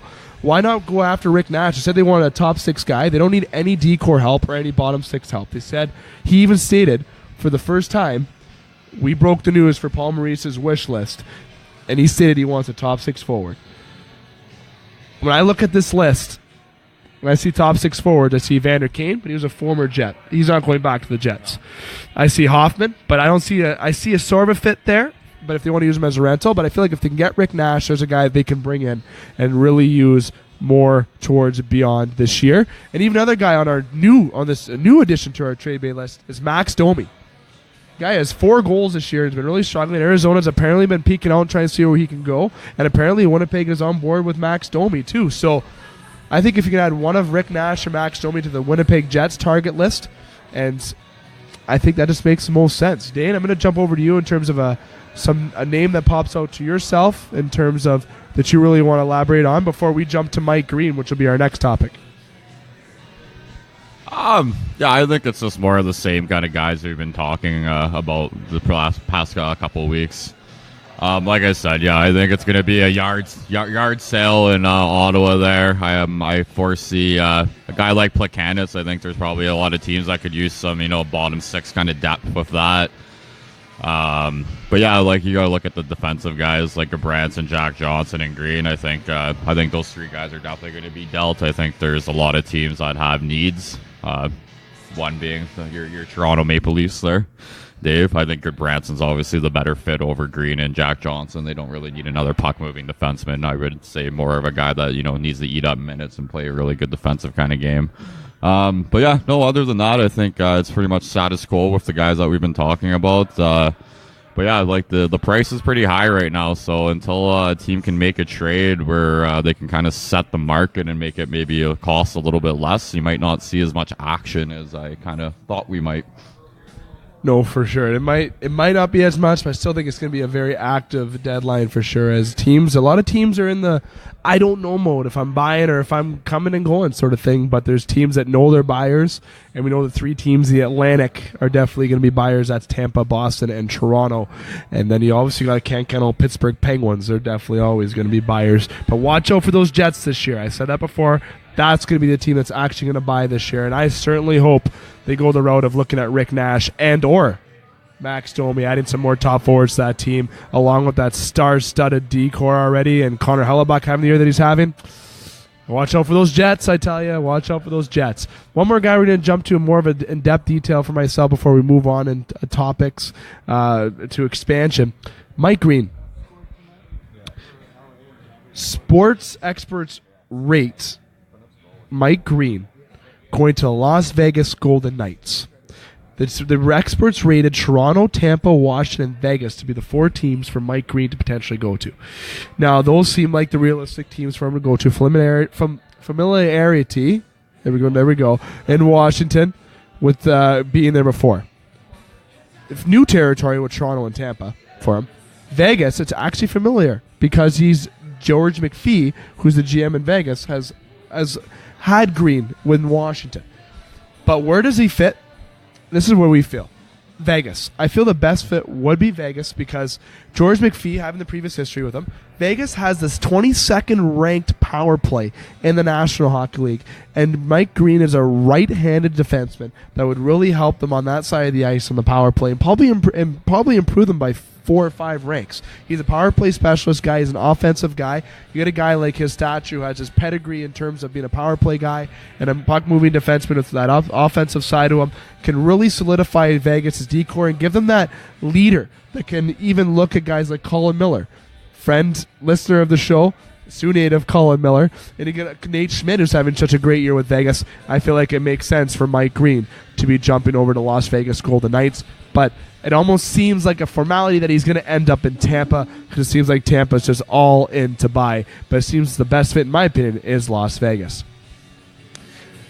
I don't know what you feel on that, Dane, if you want to get on that comment, but Mike Green, Las Vegas Golden Knights, does it make sense? Yeah, definitely. You got to give kudos to Las Vegas, having one of the best records in the NHL, and despite not being very proficient on the power play. But yeah, other than, Sault Ste. Marie's own Colin Miller there, they don't really have a whole lot of offensive depth coming on the blue line there. Lucas Ibiza has a little bit of offensive talent, but he's been injured for most of the year. So other than Colin Miller, I think Mike Green would be a perfect fit for Vegas. And I don't think, Mike Green's not going to cost you, 2 first-round picks like, Shattenkirk did last year for Washington, and how did that turn out for them? So I think they can probably get a pretty decent deal for them. And you know what? That team, I wouldn't want to really ruin with too much of the chemistry that they got going. They got a bunch of guys that have chips on their shoulder, and, they're playing with heart. And I think Mike Green, veteran guy, I think he would just fit in on the blue line really well and would definitely improve their power play. You said you didn't want them to ruin the chemistry. That's not a good thing to do in the world of sports in general, Jim? No, definitely not. And, I know a lot of those, that locker room is just, guys that feel it's a second chance, right? They're all just buying in. I don't know if Mike Green, maybe he might fit in, right? These guys are all professionals, and, the fit on paper is unreal, like you've said. It's just whether or not it's going to throw off the chemistry in there or not. But, again, the familiarity with George McPhee, but bottom line, I agree with you, Dave. I think Tampa's all in, right? They're going to throw money at him, and if like they got a real shot, right? So if he wants to chase a championship, probably got a better shot with Tampa as opposed to Vegas. But who knows? We'll see. For sure. And you know what, Vegas, a lot of people predict Vegas, to maybe be a favorite, but they're also a first-year team, so a lot of people give them, it's either that they're going to be favorites in people's eyes, or they're going to just be a one round and out. Hey, Tom Brady lost the Super Bowl, and the Chicago Cubs won the World Series. Anything can happen. Like those are very good points. Both things are not related to the world of hockey, though. This is hockey. No. But that's my whole point back to that. It's just, with hockey, it's a win the Stanley Cup is the toughest sport to win. Is the toughest trophy to win in sports. That's what they say, and it's definitely 100% accurate amount of games you have to play. And Mike Green going to Vegas, to wrap that up, you have a lot of picks, Vegas. It's a weak draft. Move a first, move a prospect or two, and then you have Mike Green. Take the risk. Detroit will definitely take a couple prospects because they need some guys going down. It's definitely high risk, but Vegas, if he plays alongside Colin Miller on the power play, that look kind of lethal. I think Millsy would like that for sure. Colin Miller, who we actually hope to have on within the next couple weeks. I was talking to him yesterday. Seems like we're going to get him on within the next couple weeks, so we can definitely get his take on that. It'll probably be after the deadline, so maybe we'll be talking to him about one of his new teammates, if that does indeed happen. But guys, moving on to a couple more topics before we jump into our multiple choice segment. We have an expansion topic to jump about here. Brent Burns, Olympics and Leafs chat. So we're going to jump into Seattle joining the NHL in the 2020-21 season. Is definitely the projected date that Seattle is going to be in the National Hockey League. There'll be a 32nd hockey team, as predicted, because Seattle had a rink. They had everything in makes. What's your take on this expansion? I bet you they're so excited because look at Vegas. The way the expansion draft was, it seems like an advantage for these expansion teams. They're all second, third liners on Vegas. They're all guys that are high talented guys and getting that second chance. And they're all good hockey players on Vegas. Seattle is going to be in the National Hockey League. Excited to see what this team can bring in this franchise. They got a good football fan base, Jamie, as you can touch on. They got a decent, and I mean decent, baseball fan base. I say that, decent. Hockey, I wonder if that's going to be the case. Dane, what do you comment on Seattle joining the National Hockey League? Well, I think you're going to get a lot of fans come down from BC and Alberta area. That's going to help them generate a lot of revenue. If you look at the Vegas Knights, they're easy transition for that team coming into the NHL if you just look at their success right now. I think Seattle's a good fit. Say what you want about Gary Bettman, but he's been growing the game, and the NHL has never been more lucrative than it is right now. So I like it, and I hope they name the team the Kraken. Oh, the Seattle Kraken. We're going to get to that name portion of the multiple choice segment. But that's your wish for it. I like that. That's good. Seattle joining definitely seems like a good call for sure. Because look at the money Vegas is making. Big money. Brent Burns now is moving to forward from D. San Jose has put Brent Burns to forward. Have you seen his position? Forward player. That's what he was in the lineup. They'll fix it. But forward player. The guy played forward. That's how he was drafted. Then he went to D. Now he's back to forward. Now, people change positions in the world of hockey all the time. People can play D to forward, forward to D. Brent Burns. It's like he was force on defense. He was one of the highest-ranked fantasy defensemen this year. Yeah. Now he's playing forward, which isn't a bad idea. But I don't think it's a good move by the Sharks.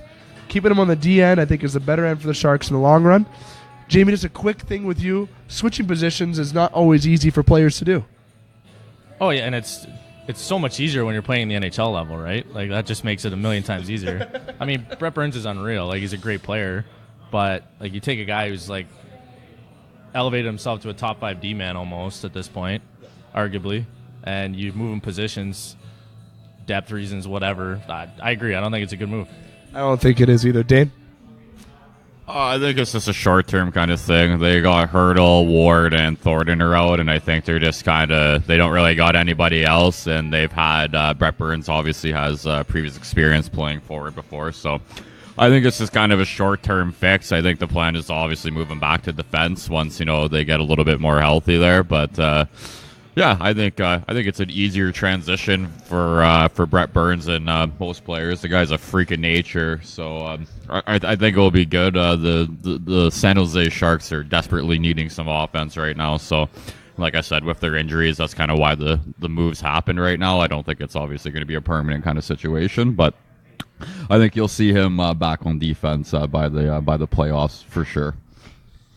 Definitely would be surprised if he didn't move back there for sure. So a couple more topics before we jump to our multiple choice and we wrap up the show.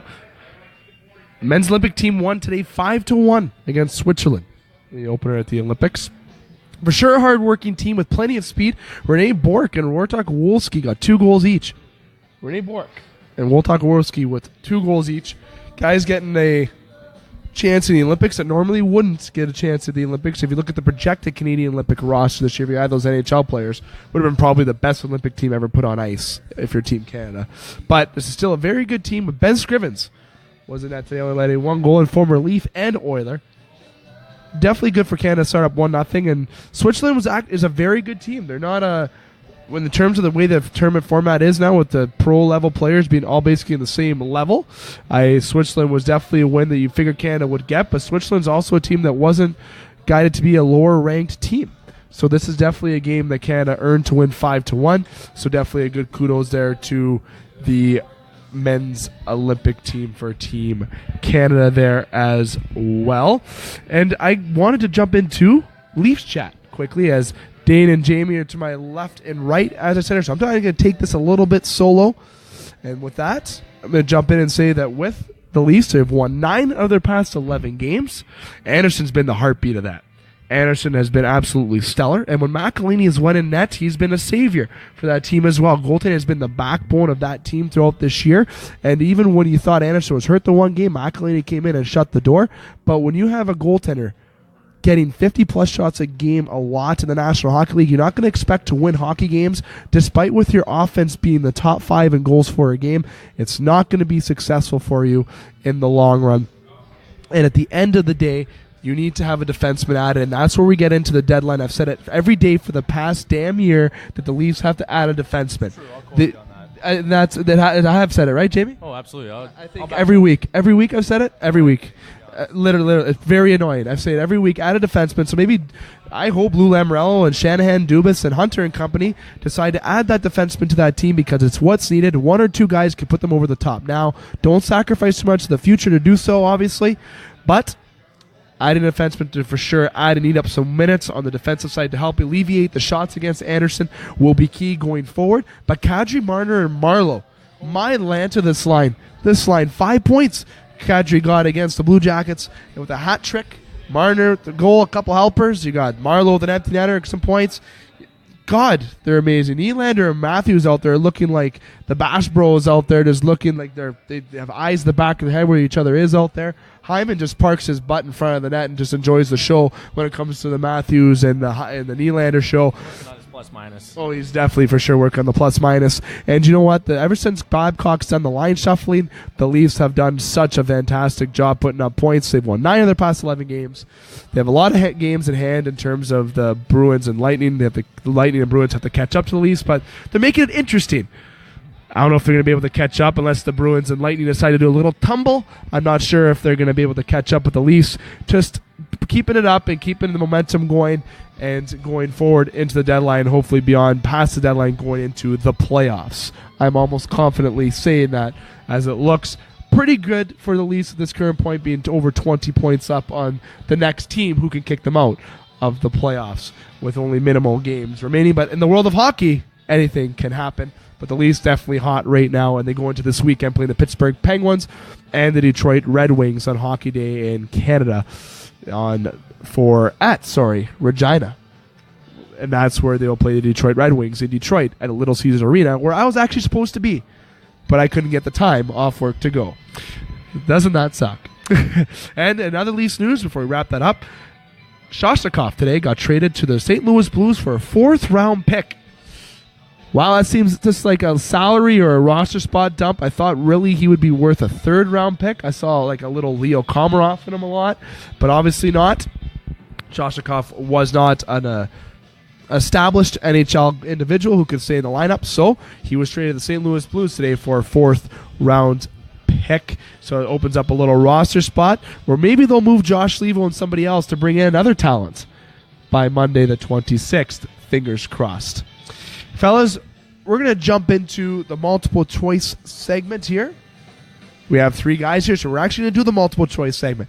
For people who don't know what the multiple choice segment is, well, it's multiple choice. I ask you a question. You choose one of the options. We don't need an explanation here. I don't need a 4-paragraph answer. I just need your answer. If you want to give a brief sentence, go ahead. That goes to me and Dane because we're the ones that talk the most when we get into elaborate points. But we have a total of 3 questions that we're going to ask, and everyone's going to get a chance to answer between yourself, Dane, and yourself, Jamie, and myself. So if you guys are ready for that, we're going to jump into it right now. Favorite to win the Vezina this year? Out of these people, can't go off the board unless I say other.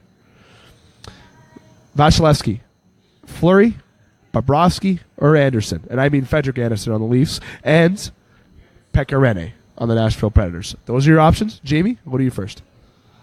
Well, I'll take the easy one. Vasilevsky. Did you see that behind-the-back save he made? It's ridiculous. Like, that's the stuff people remember. He's going to win the Vez. Yeah. Dane?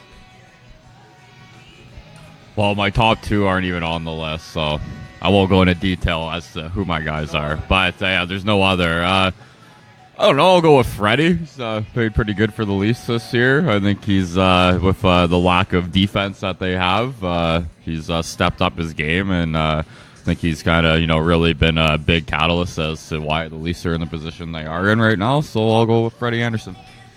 I'll go with Freddie just to attest to your points as well, Anderson as well. But a question for you, Dane. Don't get into reasons why, but who are your other 2 favorites? Tuukka Rask and Connor Hellebuyck. Oh, I like those. Are nice. Those are nice. Special shout out to Hellebuyck and the Winnipeg Jets for sure. Best captain in the game today for the second question. Not talent. Captain. This is like not you're gonna get your points. You will have a captain in your locker room. How fitting is this too? We had a captain of Lake Superior State Lakers on today, who is a leader guy himself, in Aiden Wright.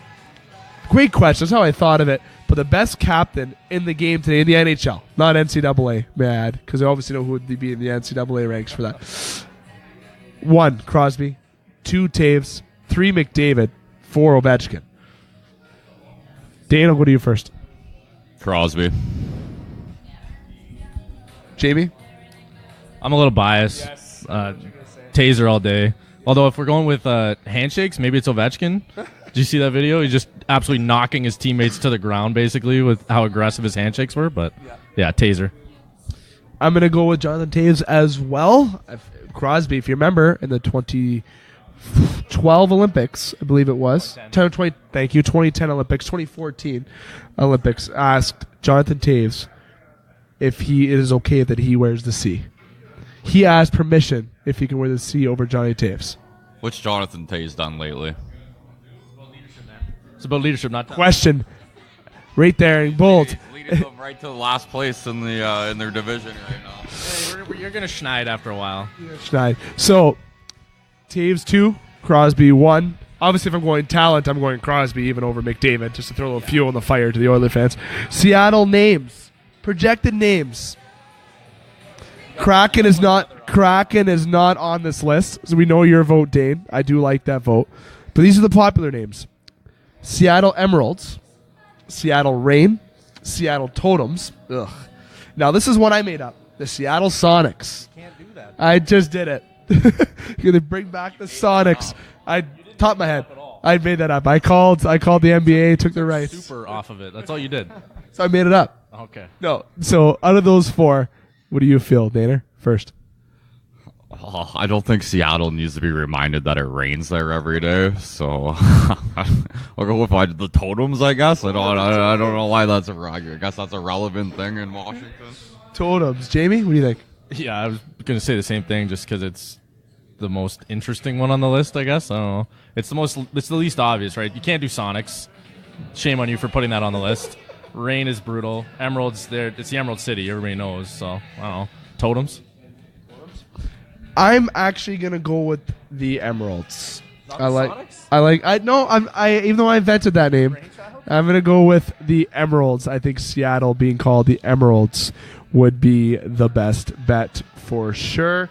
And fellas, before we conclude the show here, I'm getting a little bug in the ear to ensure that I talk about the Sault Ste. Marie Greyhounds. We know we had quite the action-packed agenda, so we were going to do a full big recap next week on the Greyhounds and the NOJHL update. But I'm going to give you a little discussion with the Soo Greyhounds right now because obviously we want to talk about the Greyhounds and obviously want to give you an update as we have a big weekend ahead for the Sault Ste. Marie Greyhounds as they play tomorrow night. And that's Friday, February the 16th at the SR Center against the Hamilton Bulldogs. Big game at the SR Center. And then they play Saturday against the Sarnia Sting. Both games at 7:07 this weekend. Two big games. This will really define how the Greyhounds are going into the playoffs. And coming off a shootout loss to the Saginaw Spirit and also coming off a 5-2 loss to the Hamilton Bulldogs on Sunday, February the 11th, and not a game that the Hounds were proud of losing. They've lost 2 in a row now coming back home. They have something to prove this weekend on basically one of the biggest weekends of the year to prove where you stand against these two teams. And the Hounds hopefully come out on top this weekend, Jamie. It's definitely important for them. Yeah, absolutely. And that regulation loss against Hamilton, I watched the game. They didn't play bad. Hamilton just played really well. They were a little tired. I guess they had some bus trouble, got in really late. Whatever. These guys are working towards playing at the NHL level. You can't have excuses at that point, but it was only their 6th regulation loss. So the boys are doing okay. It's good. You get the weight off a little bit. Now you just got to keep it rolling. But these are 2 huge games. Hamilton obviously just knocked you off, and then Sarnia is your biggest competition in your division. So big weekend ahead. For sure, definitely a big weekend ahead for the Greyhounds. And you know what? Everyone's got to hold the negativity. I'm actually happy that the Hounds have battling some adversity a little bit sometimes after their winning streak, some losses and stuff in there, because it's going to help this team grow and to be better prepared going into the playoffs. And now that they saw it rather happen at now opposed to finals. Yes, and especially even in the finals where they will most likely play Hamilton in the finals when they get there. And just have the positivity there. And we are still in the works of getting some Hound players to come on by the Game Sports Show. You can imagine how busy that they are and how insane that they are, along with our agenda as well. Have an active, action-packed agenda as well. But make sure you get out to the Hound games this weekend. Both games at 7:07. Friday against Hamilton, Saturday against Sarnia.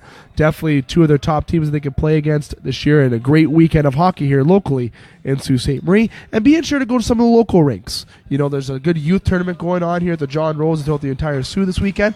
But make sure you keep an eye on those Greyhounds, as I mentioned, and get out to the SR Center and support the Greyhounds and support this great talent.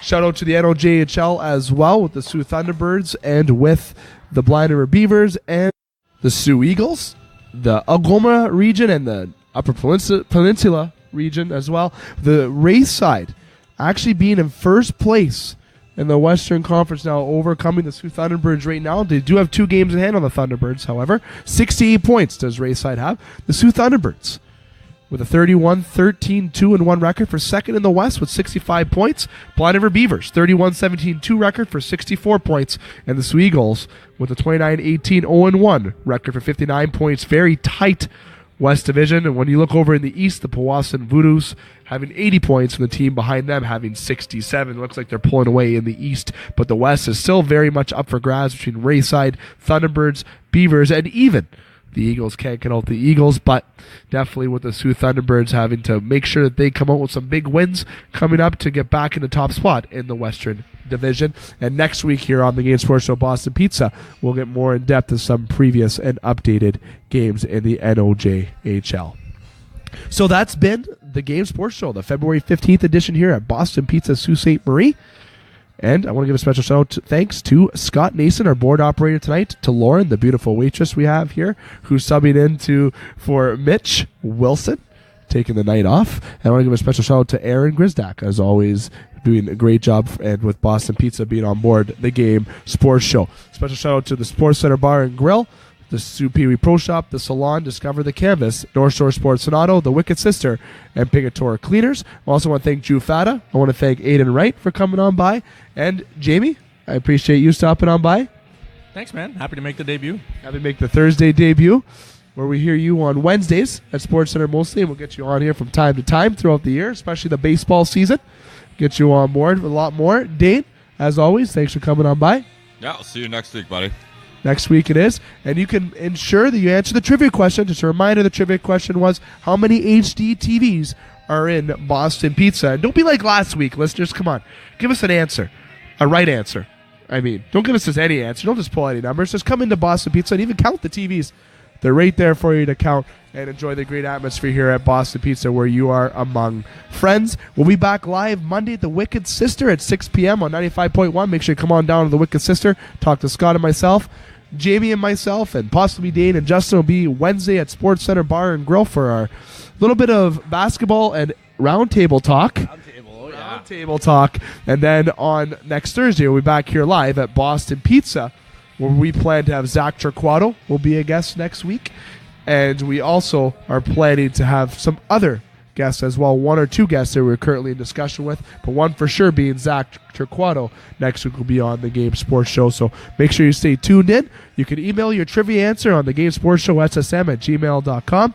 You can check out our website, www.thegamesportshow.com. You can reach out to me on Twitter, Facebook, or Instagram to give your answer, or simply to talk sports. I love talking sports all in general. And please make sure you subscribe to thegamesportshow.podbean.com. You simply just put in your email when you subscribe. Put your email in, and then you get updates when the Game Sports Show gets uploaded, when I upload it to Facebook, or when I upload it to YouTube, or when I upload it to the Podbean page, or when Scott uploads it as well.